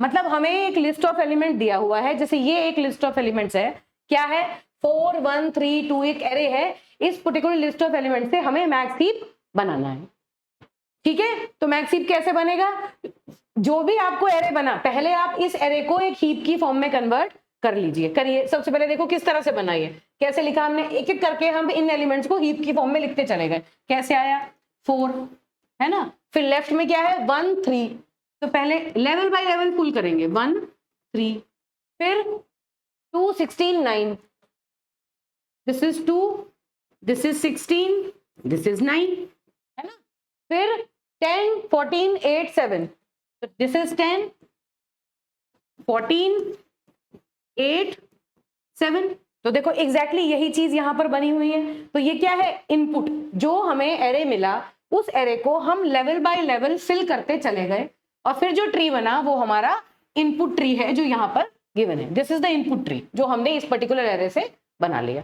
अब हमें क्या करना है, क्या ये इनपुट ट्री आप देख सकते हैं, क्या ये मैक्स हीप है, नहीं ये मैक्स हीप नहीं है। क्यों, क्योंकि देखो यहां पर ये क्या है, नीचे से देखना स्टार्ट करो, ये देखो यहां वाले में इसका जो रूट है उसके की वैल्यू क्या है 1, और जो चाइल्ड है उसकी वैल्यू क्या है 16, तो इसका मतलब ये एक मैक्स हीप नहीं है। तो मुझे क्या करना है, सबसे पहले हमें क्या किया कि अगर मुझे हीप सॉर्ट अप्लाई करना है तो उसका पहला स्टेप है कि जो लिस्ट ऑफ एलिमेंट्स आपको दिए गए सबसे पहले उस लिस्ट ऑफ एलिमेंट से आप मैक्स हीप बनाइए, है ना। और मैक्स हीप कैसे बनाएंगे, मैक्स हीपिफाई यूज करके, ठीक बात है। तो अब अगली मुद्दा क्या है हमारा कि हमें मैक्स हीपिफाई तो समझ में आ गया कैसे करते हैं, मतलब अगर मुझे कोई नोड दे दे तो उस नोड के नीचे जो भी सब ट्री है उस सब ट्री को हम मैक्स हीपिफाई कर देंगे, अभी हमने करके देखा था, है ना। अब हमें क्या समझना है कि क्या हमें सारे नोड्स को मैक्स हीपिफाई करना है या कुछ पर्टिकुलर नोड है जिसपे हमें काम करना है। तो बेटा उस चीज को समझने के लिए अभी आप पहले यहां समझिए, अगर मैं एक कंप्लीट बाइनरी ट्री की बात करूं तो देखिए, अगर मैं जो इंटरनल नोड्स हैं, जितने भी इंटरनल नोड्स हैं उनकी अगर बात करूं तो इंटरनल नोड्स कैसे होंगे, 1 से लेके इंडेक्स 1 से लेके n/2 तक आपके सारे इंटरनल नोड्स होंगे, है ना। और जो लीव्स होंगी, जो लीफ नोड्स हैं उनके जो इंडेक्स होंगे वो कहां से कहां तक होंगे, n/2 + 1 से लेके n तक। हमेशा देखो कितने हैं 10, है ना, ये कितने नोड्स हैं 10 नोड्स। 1 से लेके n/2 तक, n/2 क्या है 5, 1 से लेके n/2 तक जितने भी नोड हैं वो सारे के सारे क्या है आपके इंटरनल नोड्स, है ना। और इसके बाद से देखो लीफ शुरू हो गई, ये भी लीफ नोड है, क्यों? क्योंकि इसका कोई चाइल्ड नहीं है, इसका कोई चाइल्ड नहीं है, इसका कोई नहीं है, इसका कोई नहीं है। तो जो भी ऐसे वाले नोड्स होते हैं जिनके कोई भी चिल्ड्रन नहीं होते, वो नोड्स कौन से होते हैं? लीफ नोड, जो लास्ट लेवल पर होते हैं। ठीक बात है। तो अब यहाँ पे क्या बात हो गई कि क्या हमें इन पर भी मैक्सिपीफाई लगाने की जरूरत है? नहीं। क्यों? क्योंकि अगर कोई सिंगल नोड है तो हमें पता है कि वो बाय डिफॉल्ट एक ऑलरेडी मैक्सीप है, तो ट्रिवियली वो एक मैक्सीप है। तो हम अपना जो मैक्सिपीफाई का प्रोसीजर है वो उस पर्टिकुलर नोड पर नहीं लगाएंगे, हम किस पे लगाएंगे? जो n/2 से शुरू करेंगे और फिर -1 करते करते हर इंडेक्स को हम प्रोसेस करेंगे, क्योंकि हमें पता है कि जो इंडेक्स, जो इंटरनल नोड है वो n/2 पर है ना। अब मान लो यहां पर भी कोई नोड होता है ना, और उसकी जो इंडेक्स होता वो होती वैल्यू 11, तो टोटल नंबर ऑफ नोड्स कितने होंगे? 11। एक बात है बेटा, तो 11 के केस में देखो n/2 की वैल्यू क्या होती? 11/2 क्या मतलब हुआ? 5.5 है ना, 5.5। अब इसमें इंटरनल नोड्स कितने हैं? इंटरनल नोड्स कितने हैं? 5। तो इसका मतलब इसकी क्या लेनी है? फ्लोर वैल्यू, है ना। अभी भी 5 है, देखो इंडेक्स 5 पर ही इसका जो इंटरनल नोड है वो खत्म हो रहे हैं, तो हम इसे क्या कह सकते हैं? फ्लोर। ठीक बात है। तो क्या बात हुई, क्या अंडरस्टैंडिंग हुई हमारी कि जो इंटरनल नोड्स होते हैं, हमें क्या समझना है कि इस पर्टिकुलर हीप को मैक्स हीप बनाने के लिए जब हम मैक्सिपीफाई इस पर लगाएंगे तो कौन से नोड से हमें मैक्सिपीफाई लगाना स्टार्ट करना है? तो हमें क्या करना है? n/2 इंडेक्स से हमें ये काम करना शुरू करना है। n/2 इंडेक्स कौन सा है? वो इंडेक्स जहां पर एटलीस्ट नोड के पास एक चाइल्ड है ही है। तो क्या हुआ देखिए, अब बिल्ड मैक्स हीप क्या कहता है कि आप i is equal to floor of n/2 से n तक स्टार्ट करिए। फ्लोर ऑफ n/2 मतलब ये लोकेशन, ये जो मैंने आपसे कहा, यहां से लेके 1 तक आप चलिए, डाउन टू 1 मतलब डिक्रीज करते जाएंगे। तो क्या होगा हमारा? 5 से शुरू होगा, है ना, i की वैल्यू 5 होगी। किस तरह लिखेंगे? i की वैल्यू जो होगी वो 5 होगी, 4 होगी, 3 होगी, 2 होगी और 1 होगी। मतलब कौन कौन से नोड को हमें मैक्सिपीफाई करना है? पहले 5 को, फिर 4 को, फिर 3 को, फिर 2 को, फिर 1 को। और जब हम अलग अलग नोड्स पर अलग अलग मैक्सिपीफाई रन करेंगे, अब जैसे हम इस पर मैक्सिपीफाई रन करेंगे तो उस केस में हम इस पूरे सब ट्री को मैक्सिपीफाई करेंगे, है ना। फिर जब हम नेक्स्ट टाइम इस वाले नोड पर मैक्सिपीफाई करेंगे तो इसे मैक्सिपीफाई करेंगे, फिर उसके बाद जब हम इस पर करेंगे तो सिर्फ इस सब ट्री को मैक्सिपीफाई करेंगे, है ना। तो जो भी नोड पर लगाएंगे उसके नीचे का पूरा सब ट्री मैक्स हीप में कन्वर्ट होगा। इस पे अप्लाई करेंगे तो इस पूरे ट्री को मैक्सिपीफाई करेंगे, और फिर फाइनली जब हम रूट पर अप्लाई करेंगे तो पूरे के पूरे रूट पर हम मैक्सिपीफाई लगाएंगे। इस तरह से हम यहां वाले नोड से शुरू करके इन सारे नोड पर एक एक करके मैक्सिपीफाई फंक्शन अप्लाई करना स्टार्ट करेंगे, और उसके बाद जो फाइनली हमें मैक्स हीप मिलेगा वो क्या मिलेगा? ये मिलेगा, है ना। तो हमें लिस्ट ऑफ एलिमेंट से मैक्स हीप बनाना है। अब इस प्रोसेस को एक बार पहले समझ लेते हैं कि हमें अगर ये इनपुट हीप दिया है, एक ट्री से हमने एक कंप्लीट बाइनरी ट्री बनाया, उससे हम इसे मैक्स हीप में कन्वर्ट कैसे करेंगे, चलिए ये हम समझ लेते हैं। तो देखिए इनपुट ट्री क्या है हमारा? 4 1 3, this is 4 1 3 2 16 9 10, this is 2 16 9 10, and then 14 8 7, this is 14 8 and 7। तो ये हमारा इनपुट बाइनरी ट्री है, कंप्लीट बाइनरी ट्री, जिसको हमें मैक्स हीप में कन्वर्ट करना है। तो बताइए सबसे पहले मैक्सिपीफाई कहां लगाना है ना? वेरी फर्स्ट टाइम मैक्सिपीफाई किधर लगाना है हमें? इधर, इस नोड पे हमें मैक्सिपीफाई लगाना है। This node has to be मैक्सिपीफाई।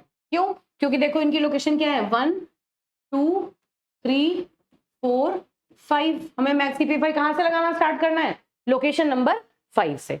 अब मैंने इस पर्टिकुलर नोड पर मैक्सिपीफाई लगाया। क्या कहता था मैक्सिपीफाई? कि आप इसके नीचे वाले नोड को देखिए, अगर उसकी, देखो इसका राइट चाइल्ड तो है ही नहीं, तो इन दोनों में से जो बड़ा है वो लार्जेस्ट होगा। तो ये तो ऑलरेडी हीप है ना, यहां पर हमें कोई चेंज करने की जरूरत नहीं है। तो अगर मैं इस पर्टिकुलर ट्री की बात करूं तो इस ट्री से मुझे मैक्सिपीफाई फंक्शन लगाने के बाद क्या मिला? एग्जैक्टली यही ट्री मुझे वापस मिल गया, मुझे कोई चेंज करने की जरूरत नहीं पड़ी। तो क्या आया? ये है हमारा 4, इधर है 1, इधर है 3, और 3 के लेफ्ट में है 9, राइट में है 10, 1 के लेफ्ट में है 2, राइट में है 16, और 2 के लेफ्ट में है 14, राइट में 8, 16 के लेफ्ट में 7, है ना? तो इस वाले पर्टिकुलर नोड पर हमने मैक्सिफाई लगा लिया, और ये जो सब ट्री है ये ऑलरेडी एक मैक्सिफ है, तो हमें इसमें कोई ऑपरेशन या कोई कुछ भी सब्स्टिट्यूशन या एक्सचेंज करने की रिक्वायरमेंट नहीं पड़ी। अब आई की वैल्यू क्या हुई? i-1, है ना? ये क्या है? 1 2 3 4 5, 5 का काम हम कर चुके, तो अब ये 5 हमने, ठीक। अब हम नेक्स्ट आई कौन सा हुआ? This is our next I. ठीक है बेटा, इसके ऊपर हम मैक्सिफाई लगाएंगे। करिए, चलिए। जब हम इस पर्टिकुलर ट्री पर मैक्सिफाई लगाएंगे तो देखिए क्या हुआ, देखिए क्या होगा। ये जो 2 है इसे लेफ्ट वाले से कंपेयर करो, लेफ्ट में क्या है? 14, तो 14, और अब इन दोनों में बड़ा कौन सा है? 14। अब इस 14 को 8 से कंपेयर करो, दोनों में से बड़ा कौन सा है? 14। तो इसका मतलब ये जो 14 है ये ऊपर वाले से इंटरचेंज हो जाएगा, है ना? इसको मैक्सिफ बनाने के लिए ये जो 14 है ये ऊपर चला जाएगा, और ये जो 2 है ये नीचे आ जाएगा। तो अब क्या मैक्सिफ बना हमारा? देखो, 4 इंटैक्ट अपनी प्लेस पर रहेगा, फिर इधर 1, इधर 3, है ना? 3 के इधर 9, इधर 10, और फिर दिस वे दिस इज 14, 14 ऊपर आ गया, 14 is shifted here, this is 16, this is 7, है ना? 14 के इधर क्या आ गया? 2, और 14 के राइट में है बेटा 8। तो this is the next tree which has been generated. Alright, अब देखिए, अब क्या है ये? This is 1, this is 2, this is 3, this is 4, this is 5, और हमने इस पर्टिकुलर इंडेक्स पर भी मैक्सिफ का काम परफॉर्म कर दिया। अब देखो, ये जो ट्री है ये मैक्सिफ बन चुका, 5 पर हम काम कर चुके, तो 5 भी मैक्सिफ है। एक एक सब ट्री को हम मैक्सिफ बनाते जा रहे हैं, ठीक है? अब हम फिर आई की वैल्यू को, यहां पर आई की वैल्यू क्या थी? आई की वैल्यू थी 5 जिस पर हमने काम किया, यहां पर आई की वैल्यू थी 4 जब हमने मैक्सिफाई फंक्शन कॉल किया। अब यहां पर हम आई की वैल्यू किस पर कॉल करेंगे? 3 पर, है ना? हम आई की वैल्यू को माइनस करते जा रहे हैं, पहले हमने इस पे लगाया, फिर इस पे लगाया, अब हम किस पे लगाएंगे? 3 पर। अब आई की वैल्यू क्या है? 3। आई की वैल्यू 3 पर हमने मैक्सिफाई लगाया। अब इस पर्टिकुलर नोड पर चेक करिए, क्या यहां पर किसे कंपेयर करेंगे हम? 3 को 9 से कंपेयर करेंगे। 3 और 9 में बड़ा कौन है? 9, है ना? और अब इनमें से जो बड़ा है 9 उसे 10 से कंपेयर करेंगे। हमें करना क्या है? पहले लेफ्ट वाले और रूट को आपस में कंपेयर करना है, फिर जो उनमें से बड़ा है उसे राइट वाले से कंपेयर करना है। यही तो हमारा एल्गोरिथम कहता था। तो अब बड़ा कौन सा है? 10, तो 10 को किसके साथ एक्सचेंज कर दें? 3 से। तो क्या करें? 10 और 3 को हम आपस में इंटरचेंज करेंगे। तो इंटरचेंज करके क्या आया बेटा? नेक्स्ट जो ट्री है वो है आपका 4 और 4, 4 के राइट साइड में 10 ऊपर आएगा, 3 नीचे आएगा, तो दिस इज 10, है ना? दिस इज 9, 3 इधर का हमने ये पूरा मैक्सिफ बन गया। अब लेफ्ट साइड में एज इट इज जो हमने कॉपी किया था उसी को रख देते हैं, क्योंकि लेफ्ट साइड के ट्री पर हमने कोई ऑपरेशन परफॉर्म नहीं किया। तो this is 16, this is 7, this is your 2 and this is 8।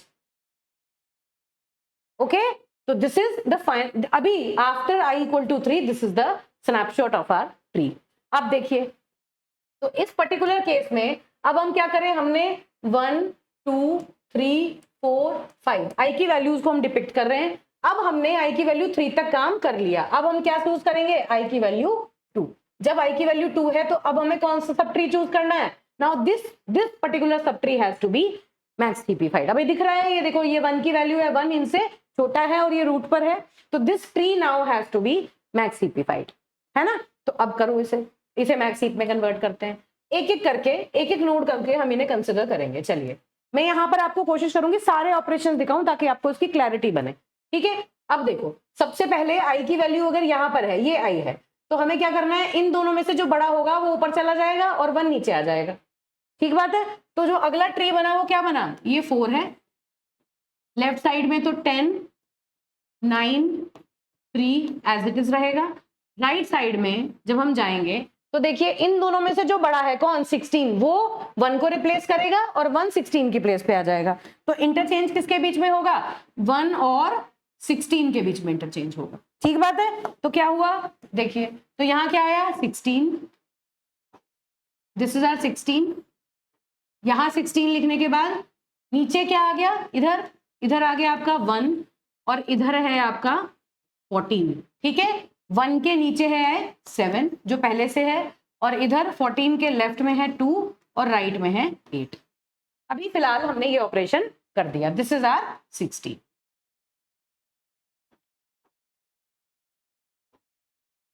Okay, अब क्या ये मैक्सिफाई हम कहां लगा रहे हैं? मैक्सिफाई हम इस पर्टिकुलर ट्री पे मैक्सिफाई लगा रहे हैं। अभी हमने इस पर लगाया है ना।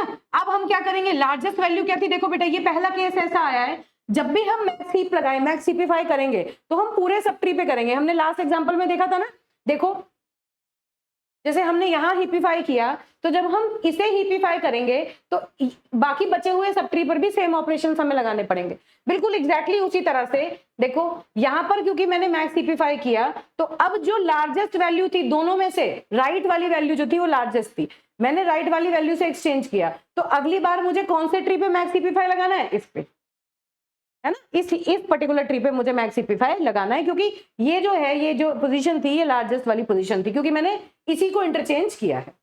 ठीक बात है। तो अब यहां मैक्स हिपिफाई लगाने के बाद क्या होगा, देखो इस पे लगाएंगे तो क्या क्या इंटरचेंज होगा? इस पे लगाने के बाद किस किस के बीच में इंटरचेंज होगा? 1 और 7 के बीच में। These two values will be interchange, क्योंकि ये जो 7 है ये 1 से बड़ा है। तो इसके बाद क्या आया हमारा, देखो इसके बाद जो फाइनल ट्री बना वो क्या बना? 4, फिर 4 के राइट में 10, this is 9 and this is 3, है ना। 4 10 9 3, और राइट में देखो 16 के लेफ्ट में 14, राइट में 7 और 7 के लेफ्ट में 1। ये इंटरचेंज कर दिया हमने, है ना। और 14 फिर 2 फिर 8। ठीक बात है। तो अब देखो, अब हमने इस पूरे, अब चेक करो क्या ये इस पर्टिकुलर सब ट्री को हमने मैक्स हिपिफाई कर दिया?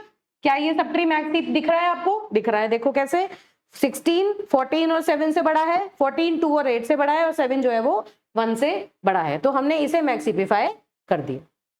ठीक है, क्यों? क्योंकि दोनों में से जो बड़ा था उस वाले ट्री पर हमें काम करना था, और फिर जैसे ही हम सिंगल नोड पे पहुंचे हमने मैक्स हिपिफाई को टर्मिनेट कर दिया। ये मैक्स हिपिफाई का एल्गोरिथम है, इसी तरह काम करता है। ठीक बात है। अब ये काम हमने कौन सी वैल्यू के लिए किया बेटा? i इज इक्वल टू 2 के लिए किया। अब हमें ये काम किसके लिए करना है? i इज इक्वल टू 1 के लिए करना है। तो हमने i की वैल्यू को क्या रिपीट किया? अब now this i is equal to 1, this is our i, है ना, for i is equal to 1। अब हम अप्लाई करेंगे i इज इक्वल टू 1 के लिए। तो दिस इज 1, दिस इज 2 3, इतना काम देखो, ये भी हो गया, ये वाला ट्री भी हो गया, ये वाला ट्री भी हो गया, और ये वाला ही ट्री भी मैक्स हीप में कन्वर्ट हो गया। अब हम रूट से स्टार्ट करके पूरे ट्री को मैक्स हीप में कन्वर्ट करेंगे। बिल्कुल एग्जैक्टली सेम ऑपरेशन हमें परफॉर्म करना है। क्या करें? देखो चलो स्टार्ट करो। बिल्कुल वही काम है, कोई ऐसी बड़ी चीज नहीं है जो कुछ अलग से करनी है। क्या है? 4 को 16 और 10 से कंपेयर करो। तीनों में से बड़ा कौन सा है? 16। तो 16 ऊपर चला जाएगा, 4 नीचे चला जाएगा, है ना। कौन कौन सी वैल्यूज इंटरचेंज होंगी? ये दोनों वैल्यूज आपस में इंटरचेंज हो जाएंगी। तो क्या ट्री बना आपका? अगला जो ट्री बना उसमें 16 ऊपर होगा और 4 नीचे होगा। ठीक बात है। क्या होगा देखिए, चलिए चलो यहां देखते हैं। अगला जो ट्री बना उसमें 16 ऊपर है ना, और 4 इधर आ गया, इधर है आपका 10, और 10 के इधर है 9, और इधर है 3, और 4 के इधर है आपका दिस 4 दिस 16, एंड 4 के लेफ्ट साइड में है 14, राइट में है 7, 7 के लेफ्ट में है 1, 14 के लेफ्ट में है 2, और राइट में है 8। ठीक है, यहां हमने मैक्स हिपिफाई लगाया। अगला लार्जेस्ट कौन सा है जिससे रिप्लेस किया? यहां मैक्स हिपिफाई लगाएंगे। अभी कहां लगाया था? यहां लगाया था, है ना। अब इसके आगे देखो 14 और 4, इन दोनों में से बड़ा कौन सा है? 14 को कंपेयर करो।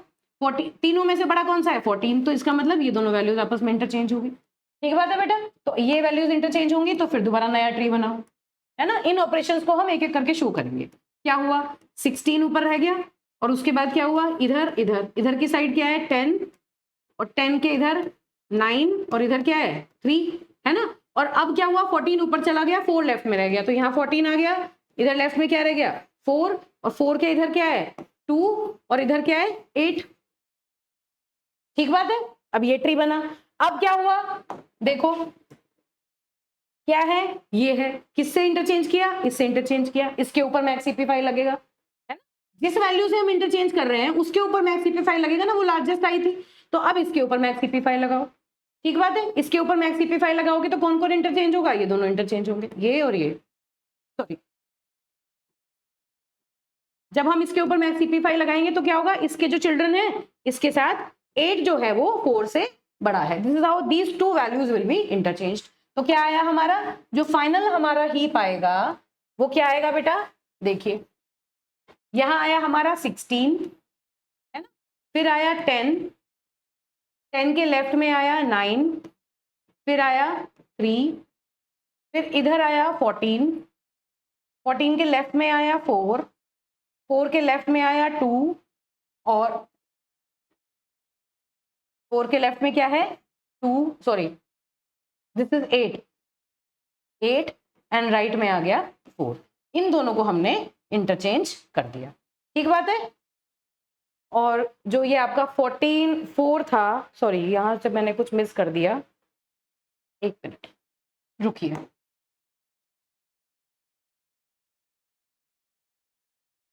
ठीक है, अब इसका जो फाइनल ट्री है उसे बनाते हैं। तो देखो फाइनल ट्री क्या आएगा आपका, this is 16, this is 10, 9, 3, okay, this sub tree. Then 14, 14 के राइट में 7 और 1 भी था यहाँ पर, this was 7 and this was 1, तो 14 के राइट में था 7 और फिर इधर था 1, और 14 के लेफ्ट में आ गया आपका 8, 8 के लेफ्ट में आ गया 2, और 2 के राइट में आ गया आपका 4। ठीक है, क्या किया देखो, ये 16 एज इट इज, फिर उसके बाद ये राइट सब ट्री जो है, ये right sub tree as it is, 14 किस राइट 7 1, और राइट साइड में हमने 8 और 4 दोनों को इंटरचेंज कर दिया, तो this is our final tree, this is our max heap. इसे क्या लिखेंगे, क्या है ये है हमारा max heap.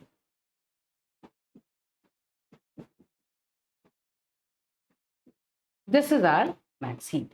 Okay, this is the final max heap that we have generated. अब इसे चेक कर लेते हैं। देखिए ये जो इसका आंसर है, देखो 8 2 4, देखिए 16 14 10, दिस इज 16 14 10, है ना, और 8 7 9 3,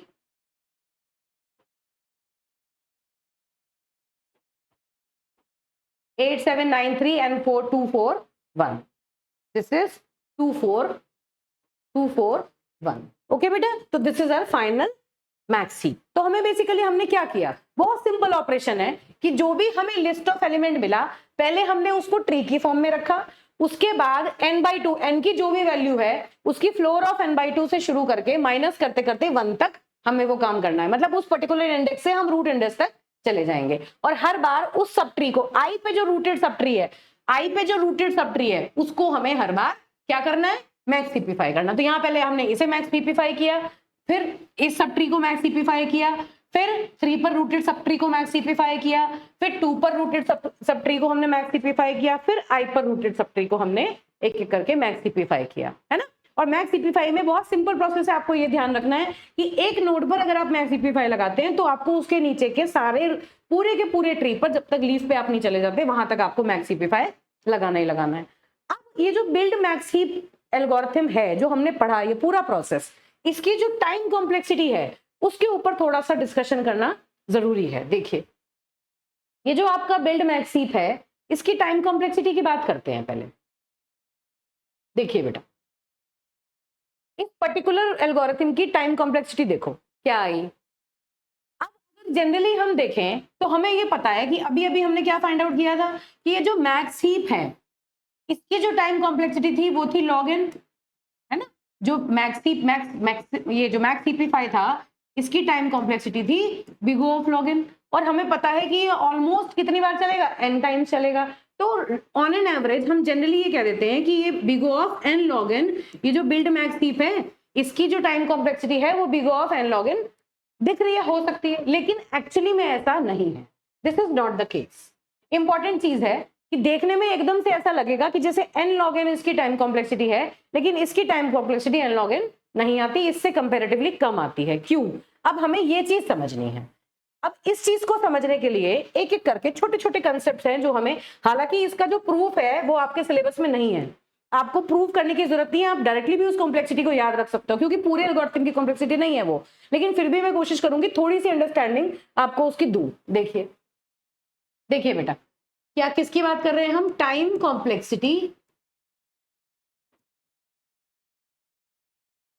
of build max heap. Build max heap की टाइम कॉम्प्लेक्सिटी कैलकुलेट करेंगे हम। देखिए क्या कह रहा था ये बिल्ड मैक्स हीप, अगर मैं इस तरह का कोई एग्जांपल लूं,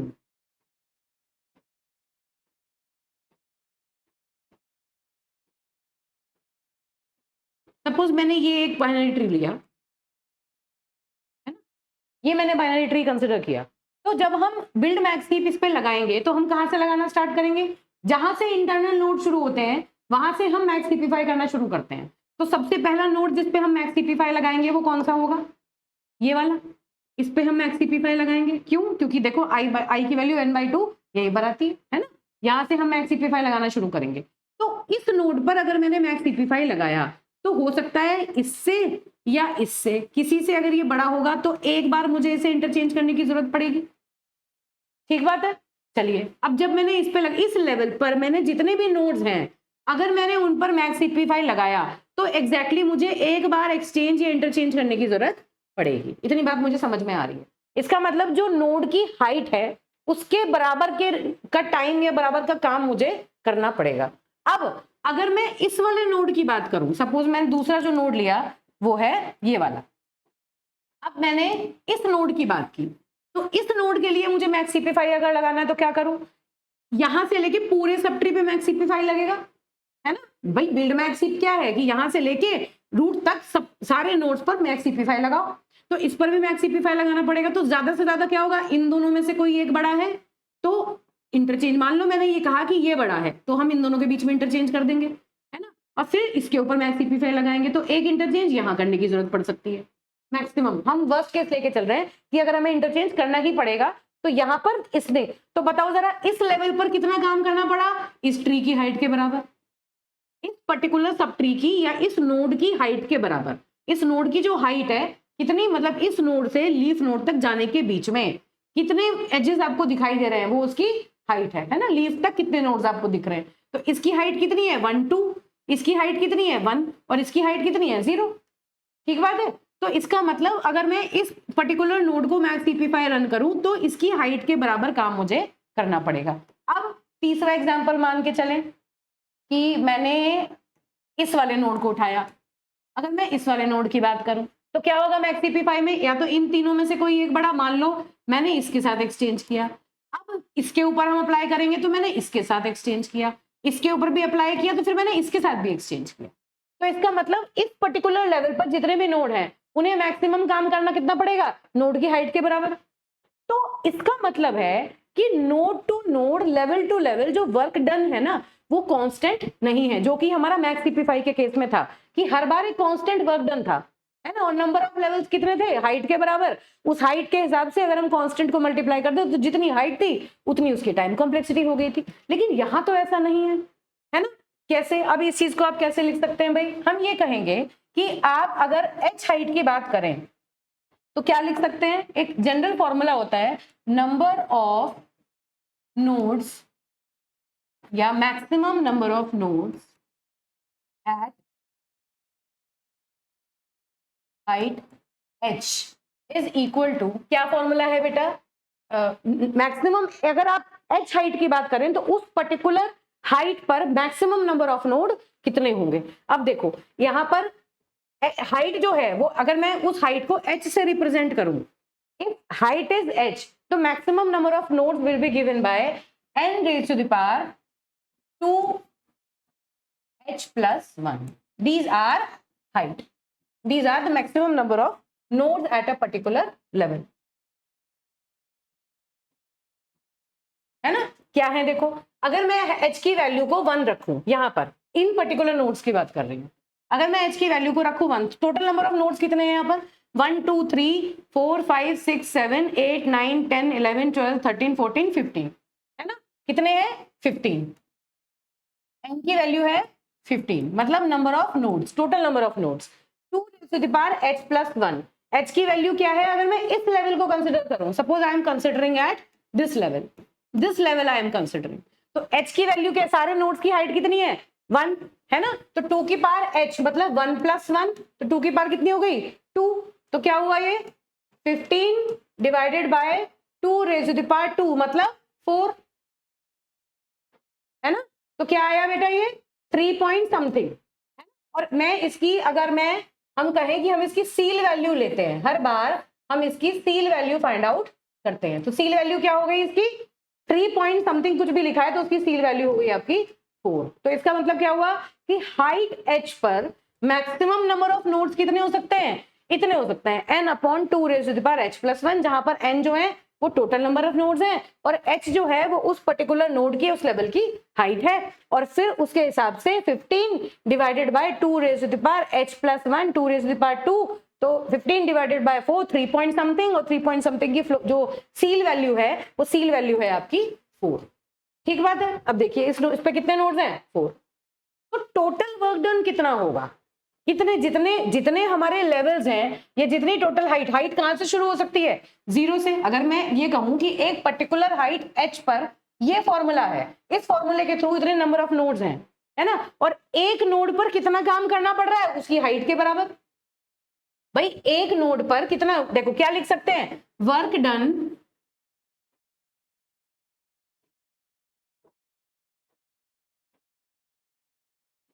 एट node on specific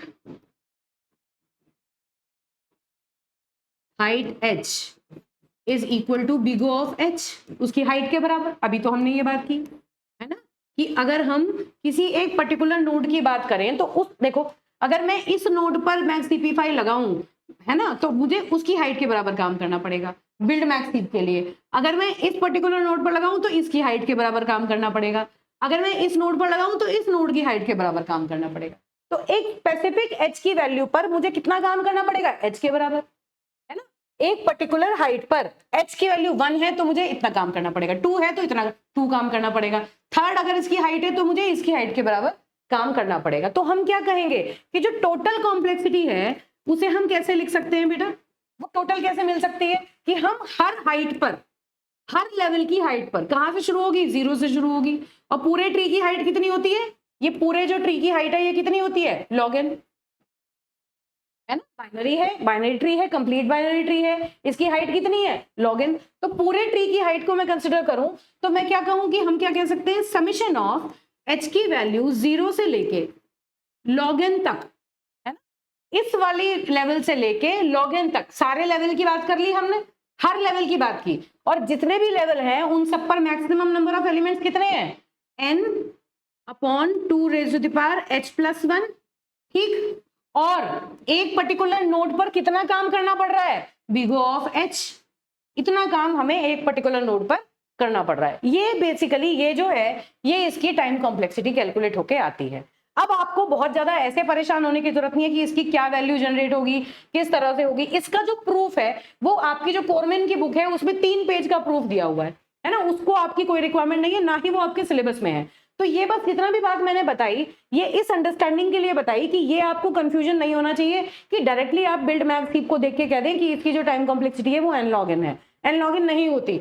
अगर मैं इस पूरे एक्सप्रेशन को सिंप्लीफाई करूं तो सिंप्लीफाई करके ये जो n की वैल्यू है ना, ये n की वैल्यू अगर मैं बाहर निकाल लूं तो जो रिमेनिंग वैल्यूज बच जाती हैं उन सब की वैल्यू यहाँ पर कांस्टेंट जनरेट होती है ना। तो यहां से अगर हम कंप्यूट करें इसको तो जो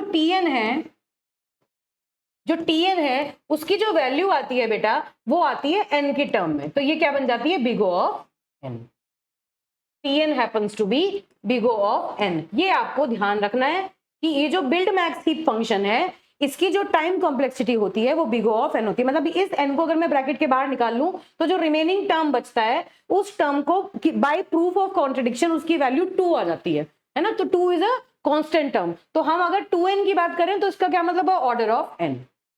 ठीक बात है। तो जो ये बिल्ड मैक्स हीप है इसकी जो टाइम कॉम्प्लेक्सिटी है वो है आपकी ऑर्डर ऑफ n।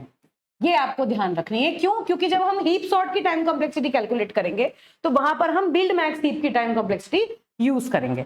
मुझे लगता है अभी तक की आपकी पूरी अंडरस्टैंडिंग क्लियर हो गई होगी। तो हमने अभी तक दो चीजें सीख ली कि हम अगर हमें कोई एक पर्टिकुलर नोड दिया जाए तो उस नोड के नीचे का पूरा सब ट्री हम मैक्स हीपिफाई कर सकते हैं, है ना, उसको हम मैक्स हीप में कन्वर्ट कर सकते हैं। और दूसरा कि अगर एक लिस्ट ऑफ एलिमेंट्स हैं तो लिस्ट ऑफ एलिमेंट्स से हम एक मैक्स हीप बना सकते हैं। इतना काम हम कर लेंगे। ठीक है। अब हमें क्या समझना है, अगली जो चीज है जो मोस्ट इंपॉर्टेंट है जो कि मेनली हमें पढ़नी है वो है हमारा हीप सॉर्ट, है ना। अभी तक जो हमने पढ़ा बस वही सारी चीज यूज करके हीप सॉर्ट काम करता है। अभी तक अगर आप अंडरस्टैंडिंग बिल्कुल क्लियर है तो ये एक बार में सीधा समझ में आएगा। चलिए देखिए हीप सॉर्ट क्या कहता है कि एक एरे है जिसमें n नंबर ऑफ एलिमेंट्स हैं, उस पर मुझे हीप सॉर्ट अप्लाई करना है। सबसे पहले मैं क्या करूं, बिल्ड मैक्स हीप, है ना। सबसे पहला स्टेप क्या है कि जो लिस्ट ऑफ एलिमेंट्स मिला उससे मुझे सबसे पहले मैक्स हीप बना लेना है। तो अभी जो मैंने काम किया, या तो आपको जो क्वेश्चन एग्जाम में आएगा वो ऑलरेडी एक ऐसे ऑर्डर में आएगा कि अब वो जब आप उसे जनरेट करेंगे हीप बनाएंगे तो वो ऑलरेडी मैक्स हीप बन जाएगा, है ना। नहीं तो अगर वो मैक्स हीप नहीं है तो पहले आपको उसको मैक्स हीप में कन्वर्ट करना पड़ेगा, और जब वो मैक्स हीप बन जाएगा उसके बाद आप उसे कहेंगे कि अब ये हीप सॉर्ट है। ठीक है। डिसेंडिंग ऑर्डर में आपको एरे मिलेगा। डिसेंडिंग ऑर्डर का मतलब कि वो ऑलरेडी मैक्स हीप है। अब देखिए उसके बाद हम क्या करेंगे, आई की वैल्यू को n से लेकर 2 तक चलेंगे। n की वैल्यू मतलब लास्ट वाले वैल्यू से 2 तक चलेंगे। इस तरह से जैसे अभी मान लीजिए ये एक एरे गिवन है आपको, तो क्या ट्री बना आपका 7, this is 4, this is 3, this is 1, this is 2, है ना। This is 1 2 3 4 5। तो n की वैल्यू क्या है आपकी 5। इस केस में n की वैल्यू क्या आ गई 5। तो ये जो काम हम करेंगे ये कहां से कहां तक करेंगे, n की वैल्यू 5 के लिए करेंगे, फिर 4 के लिए करेंगे, फिर 3 के लिए करेंगे, फिर 2 के लिए करेंगे। 4 बार ये काम करेंगे हम, है ना। और करेंगे क्या, देखिए exchange a of 1 with a of i। हमेशा हमें क्या करना है, लास्ट वाला जो एलिमेंट है, बेसिकली एक एक एलिमेंट से लास्ट वाले इंडेक्स से, लास्ट इंडेक्स कौन सा है ये वाला, इस इंडेक्स से रूट एलिमेंट को हम हर बार इंटरचेंज करेंगे। क्या करना है हमें, रूट को last every time root has to be exchanged with last element of this particular tree heap. ठीक है बेटा। अब देखो ये जो क्वेश्चन है, इस क्वेश्चन से जब मैंने हीप बनाया तो ये ऑटोमेटिकली एक मैक्स हीप है। हमें इसे मैक्स हीप में कन्वर्ट करने की जरूरत नहीं है। देखो इस सब ट्री को देखो, मैक्स हीप है, मैक्स हीप फाइल लगाने की जरूरत नहीं है। ऐसे ही पूरा का पूरा जो ट्री है ये मैक्स हीप ऑलरेडी आपको दिख रहा है ना। तो ये जो स्टेप था ये स्टेप हमने स्किप कर दिया क्योंकि जो एरे हमें गिवन है वो ऑटोमेटिकली एक मैक्स हीप है। एग्जाम में आए तो हो सकता है आपको ऐसे लिस्ट ऑफ एलिमेंट्स मिले जो मैक्स हीप ना हो, तो पहले आपको मैक्स हीप बनाना है, जैसे अभी हमने पहले बनाया था, उसके बाद आपको उस पर हीप सॉर्ट लगाना है। ठीक। तो पहला क्या करना है, लास्ट वाले एलिमेंट को हर बार यही काम करना है, लास्ट एलिमेंट को रूट एलिमेंट से इंटरचेंज करो, है ना। लास्ट वाला एलिमेंट रूट की प्लेस पे आ जाएगा और रूट वाला लास्ट पे चला जाएगा, और फिर जो लास्ट वाला एलिमेंट है उसे ट्री से हटा दो, उसे उसकी प्लेस पर छोड़ते हम चले जाएंगे। ठीक। अब ये काम करेंगे, अब जैसे ही उसे -1 करेंगे मैक्स हीपिफाई, फिर हम बाकी जितना भी ट्री बना उसको मैक्स हीपिफाई में कन्वर्ट कर देंगे। चलिए देखिए कैसे करेंगे इस काम को। तो हीप सॉर्ट को लगाने की कोशिश करते हैं। 7 4 3 1 2, दिस इज द ट्री। क्या है 7 4 3 1 2, this is our tree. Okay बेटा। अब देखिए इसके जो इंडेक्स हैं वो क्या क्या है, 1 2 3 4 5, है ना। अब देखो जो एल्गोरिथम है वो क्या कहता है, देखिए n से लेके 2 तक स्टार्ट करो और a ऑफ 1 को a ऑफ i के साथ इंटरचेंज कर दो। क्या है, i की वैल्यू अभी क्या है 5, ये आपका i है, i की वैल्यू 5 है। आपको क्या करना है 5 से शुरू करके पहले 5 के लिए वही काम, फिर 4 के लिए, फिर 3 के लिए, फिर 2 के लिए, फिर 1 के लिए, हर नोड पर इस तरह से आपको प्रोसेसिंग करनी है। और करना क्या है हर बार कि रूट नोड को लास्ट वाले नोड से आपको इंटरचेंज कर देना है। क्लिक करिए इंटरचेंज। इसके बाद जब आपने रूट नोड को लास्ट नोड से इंटरचेंज किया तो क्या आया आपका बेटा, ऊपर क्या आ गया 2। ये जो 2 था ये कहाँ चला गया, यहाँ, है ना। और जो ये 7 था ये कहाँ चला गया, नीचे आ गया। तो क्या हुआ 2 is placed here. Now this is 4 and this is your 3, this is 1 और ये जो 7 था यहाँ पर, ये 7 आपने यहाँ पर बनाया। अब देखो पीछे एल्गोरिथम में, जब आपने ये एक्सचेंज कर दिया तो heap size is equal to heap size -1। Heap size -1 का मतलब क्या हुआ कि ये जो एलिमेंट आपने एक्सचेंज किया, अब आप ये मान के चल रहे हैं कि ये अब ये हीप का पार्ट नहीं है। तो एक तरीके से अगर मैं कहूं ना कि अगर मान लो ये इनपुट एरे था मेरा इस तरह से, तो ये क्या है 7 4 3 1 2 है ना। जब मैंने पहली बार में इंटरचेंज किया तो क्या आ गया, ये 2 किधर आ गया, इधर आ गया, और 7 किधर चला गया, इधर चला गया। अब हमने क्या दिया कि ये जो एरे है ना, ये एरे 2 पार्ट में डिवाइड हो गया।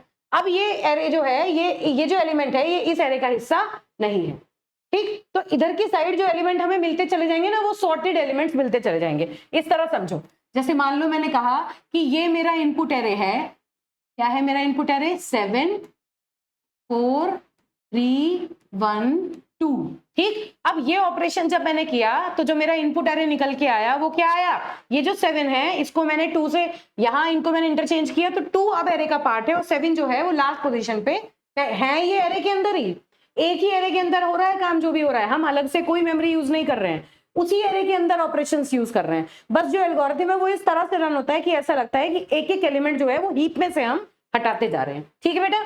तो अब क्या हुआ, तो यहां पर अगर मैं देखूं तो जो एरे है वो क्या दिख रहा है अभी 2 4 3 1 7, तो इधर की साइज जो एरे बना वो 7। अब इसके लेफ्ट में जो है ना वो एरे है, ठीक है।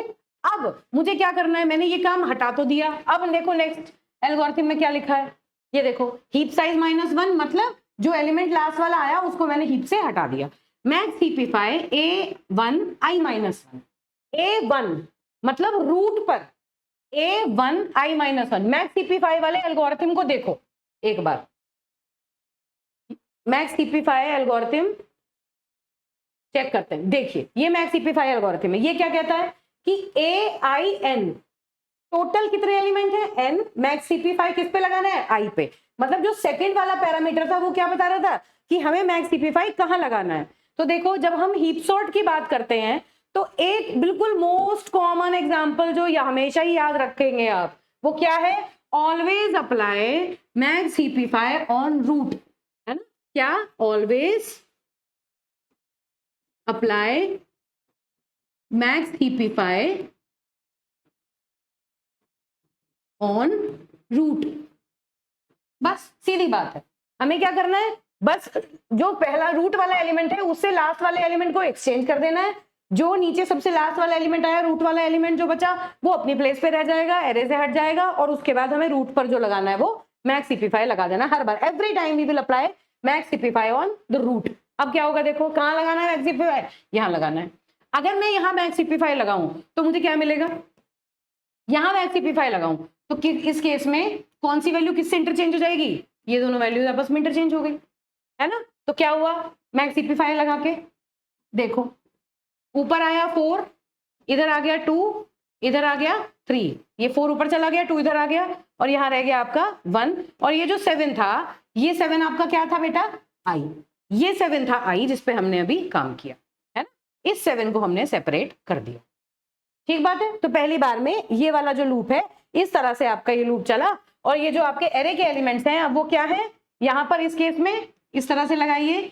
इसके बाद जो आपका एरे है, ये वाला काम करने के बाद पहली फर्स्ट आइट्रेशन जब आपने परफॉर्म किया तो जो आपको एरे का स्नैपशॉट है वो है 4 2 3 1, है ना। और इसके बाद का जो एरे जो सेपरेट हुआ वो है 7। मतलब यहां पर आप ये कह सकते हैं कि ये अब इस एरे का पार्ट नहीं है। और यहाँ पर देखो जो मैक्सिमम एलिमेंट है वो लास्ट पोजीशन पर ऑटोमेटिकली आ गया। हम असेंडिंग ऑर्डर में इसको अरेंज करेंगे तो ये जो एलिमेंट है ये ऑटोमेटिकली देखो इसने लास्ट पोजीशन ले ली है, ठीक बात है। अब देखो, अब हमें एग्जैक्टली इसी चीज को किसके लिए रिपीट करना है, नेक्स्ट क्या करें, ये आई था अभी हमारा, है ना, आई की वैल्यू क्या थी 5। अब हम क्या करेंगे, आई की वैल्यू को कहां लेंगे 4। अब हम इसको छोड़ेंगे, है ना, इसको क्या करेंगे रूट के साथ इंटरचेंज करेंगे, इन दोनों वैल्यूज को हम इंटरचेंज करेंगे, किसे किसे, लास्ट वैल्यू को रूट के साथ हम इंटरचेंज करेंगे। तो लास्ट वैल्यू क्या है हमारी 1, तो इन दोनों वैल्यूज को हम इंटरचेंज करें। अब इनके ऊपर हम काम करेंगे, ठीक बात है। क्यों? क्योंकि नेक्स्ट आई जो है हमारा वो ये है, करो रूट के ऊपर इंटरचेंज करो, तो ये 1 जो है ये ऊपर आ जाएगा, है ना, और ये जो 4 है ये आपका आ जाएगा लास्ट में। तो क्या हुआ, देखिए क्या बना, 1 ऊपर आ गया, है ना, और 1 के लेफ्ट में है 2, राइट में है 3, और 2 के लेफ्ट में क्या आ गया 4, ठीक है बेटा, और राइट में क्या था 7, वो तो खाली पड़ा हुआ था। अब हमने क्या किया, ये जो 4 नीचे आया इसको हटा दिया ट्री में से। यही बात कर रहे हैं कि एक बार रूट के साथ इंटरचेंज करो, रूट के साथ इंटरचेंज करो और फिर इसको हीप से हटा दो। हमने इसको हीप से हटा दिया, तो इसका क्या मतलब हुआ कि अब ये जो कनेक्शन था इनके बीच में, ये कनेक्शन हो गया ब्रेक, और ये 4 जो है ये अलग से यहाँ पर आपको पड़ा हुआ दिख जाएगा, है ना। और अब क्या करना है, हमें इनमें मैक्स CP5 लगाना है। हम अगर इस पे मैक्स CP5 लगाएंगे तो क्या होगा, ये 3 ऊपर चला जाएगा और 1 नीचे चला जाएगा। तो मैं इसको डायरेक्टली यहीं पर लिख रही हूँ, 3 ऊपर लिख रही हूँ, 2 इधर और 1 इधर, ठीक है। इसको हम डायरेक्टली यहीं पर लिख देते हैं। तो क्या हुआ, दिस इज 3, दिस इज 2, है ना, एंड दिस इज योर 1। अब ये जो है, ये जो आई की वैल्यू इस टाइम 2 थी, तब आपने ये वाला काम कर दिया, ठीक है। आई की वैल्यू 2 जब है तो उस केस में ये वाली पिक्चर हमें नजर आ रही है। अब यहाँ पर जो आपका एरे है बेटा, वो एरे क्या कहता है, देखो अब क्या हुआ, देखो एरे में क्या हुआ, क्या सीन पिक्चर से नेक्स्ट नोट दिख रहा है, 3, this is 2, this is 1 and this is 4 and this is 7, है ना। और जो ये 4 है और 7 है, अब ये इस एरे का पार्ट नहीं है, तो ये जो है ये देखो ये आपका सॉर्टेड एरे एक एक करके बनता जा रहा है, ठीक बात है। अब क्या करना है, नेक्स्ट आई की वैल्यू क्या लेनी है, नेक्स्ट आई इज 3, है ना। यहाँ पर हमने आई की वैल्यू क्या ली थी, 5 ली थी, इसको हमने कंसिडर किया था, तब ये वाला काम हुआ। फिर अब हमने आई की वैल्यू को यहाँ रखा, अब हम आई की वैल्यू को क्या लेंगे, 3 लेंगे। तो उस केस में क्या करेंगे, अब देखो ये तो ट्री का से बाहर हो चुके हैं, ट्री का पार्ट नहीं है, ये ट्री से बाहर है, ट्री का पार्ट नहीं है। ट्री का पार्ट क्या है, ये तीनों एलिमेंट, इन तीनों एलिमेंट में से लास्ट एलिमेंट कौन सा है, 1, है ना। तो 1 को किससे रिप्लेस करें, इन दोनों को आपस में इंटरचेंज कर दें, तो 1 ऊपर चला जाएगा और 3 कहाँ चला जाएगा, नीचे। रूट के साथ इंटरचेंज करेंगे, क्या हुआ बताओ, 1 ऊपर आया, लेफ्ट में आ गया 3, राइट में आ गया 2, और 2 के इधर की साइड था 4 और इधर था 7, जो कि अब खाली अलग अलग बैठे हुए हैं, है ना। अब क्या करेंगे, जब आपने इंटरचेंज कर दिया, किसे इंटरचेंज किया, 3 को 1 से इंटरचेंज किया, तो 1 यहाँ आ गया, 3 यहाँ आ गया, और जब इंटरचेंज किया तो जिसे इंटरचेंज किया उसे आपने हीप में से हटा दिया। तो क्या हुआ, ये आपने हीप में से हटा दिया, तो हीप में से हटाने के बाद ये क्या बच गया, यहाँ 3। अब ये जो 3 है इसी के ऊपर हमने काम किया है, यही हमारा आई था, इसी के ऊपर हमने काम किया था, है ना। अब क्या हुआ, अब जब हम एरे को देखेंगे, अब देखिए जो रिमेनिंग है रूट पर, अब क्या करेंगे, रूट पर मैक्स CP5 लगाएंगे। मैक्स CP5 लगाइए तो यहाँ 1 और यहाँ 2 है, तो ये 2 इधर आ जाएगा और 1 इधर आ जाएगा, तो ये जो ट्री बना ये क्या बना, this is 2 and this is 1, ठीक बात है। अब फर्दर इसके ऊपर काम करो, चलो अब देखो, अब करो क्या करना है, फिर दोबारा ये लास्ट एलिमेंट है, ये रूट एलिमेंट है, फिर इन्हें इंटरचेंज करो। क्या आया, ये आया 1, ये आया 2, इन दोनों को इंटरचेंज कर दिया। यहाँ 3 पहले से था, इधर 4 पहले से था, इधर 7 पहले से था, है ना। किधर इंटरचेंज किया, 1 और 2 को इंटरचेंज किया, जिसे इंटरचेंज किया लास्ट एलिमेंट को उसे हीप में से हटा दो, हीप में से हटा दिया, ये लो, तो क्या बचा, यहाँ 1 है, ये भी हीप में से हट गया, हो गया काम खत्म। कहाँ तक करना था, 2 तक करना था। स्टार्ट कहां से किया था, n से लेके 2 तक। देखो हीप सॉर्ट में जब आपने काम किया n से लेकर 2 तक आपको वही काम करना है। तो कहां से स्टार्ट किया मैंने, लास्ट वाले एलिमेंट से लेके 2 तक मैंने इन सबको एक एक करके रिमूव कर दिया। तो जो लास्ट फर्स्ट एलिमेंट था वो ऑटोमेटिकली अपनी प्लेस पर रह गया, स्मॉलेस्ट एलिमेंट ऑटोमेटिकली सबसे ऊपर रह गया, है ना। तो यहाँ पर अब इस कंडीशन में अगर मैं एरे देखूं, यहाँ पर एरे मुझे क्या मिला, ये क्या है, दिस इज 2,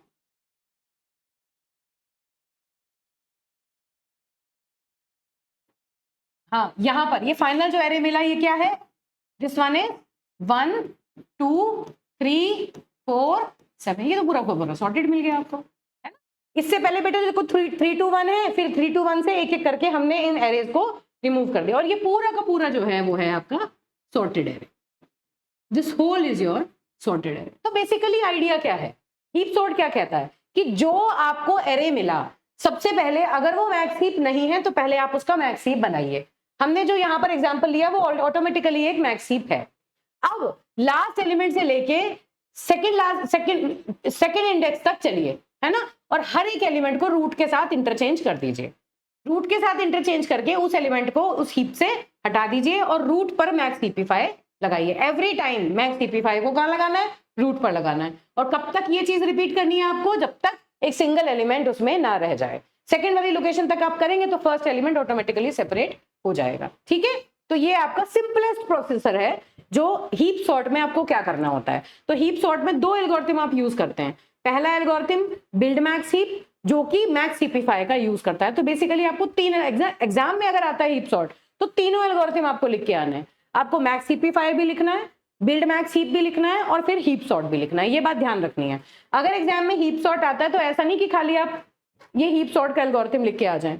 क्यों? क्योंकि ये बिल्ड मैक्स हीप एल्गोरिथम को कॉल कर रहा है और यहाँ पर ये मैक्स हीपिफाई को भी कॉल करेगा। तो दोनों एल्गोरिथम्स भी बेटा आपको लिख के आने हैं और सबकी कॉम्प्लेक्सिटी भी आपको बतानी है।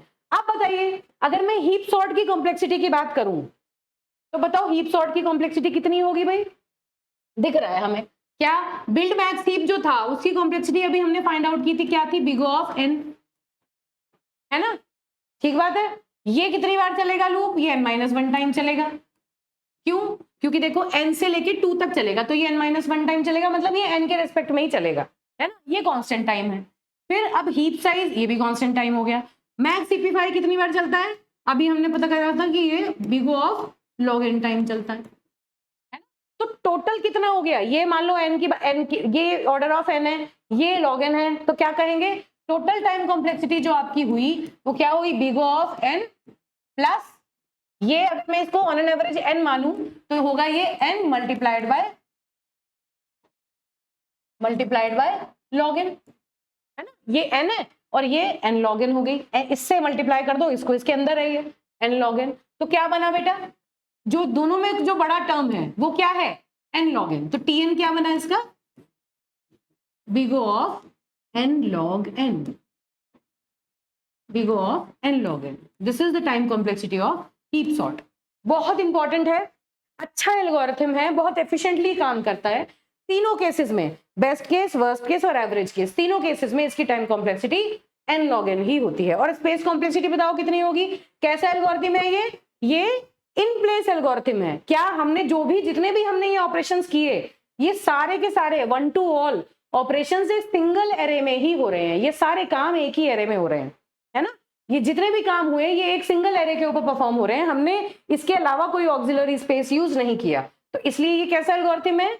In place algorithm. और यहाँ पर हमने कोई रिकर्शन भी यूज नहीं किया, तो ये क्या लेता है? ये कांस्टेंट टाइम स्पेस कॉम्प्लेक्सिटी इसकी होती है। ध्यान रखना, मेमोरी एफिशिएंट है, बहुत मेमोरी एफिशिएंट है हीप सॉर्ट एल्गोरिथम। ठीक है बेटा?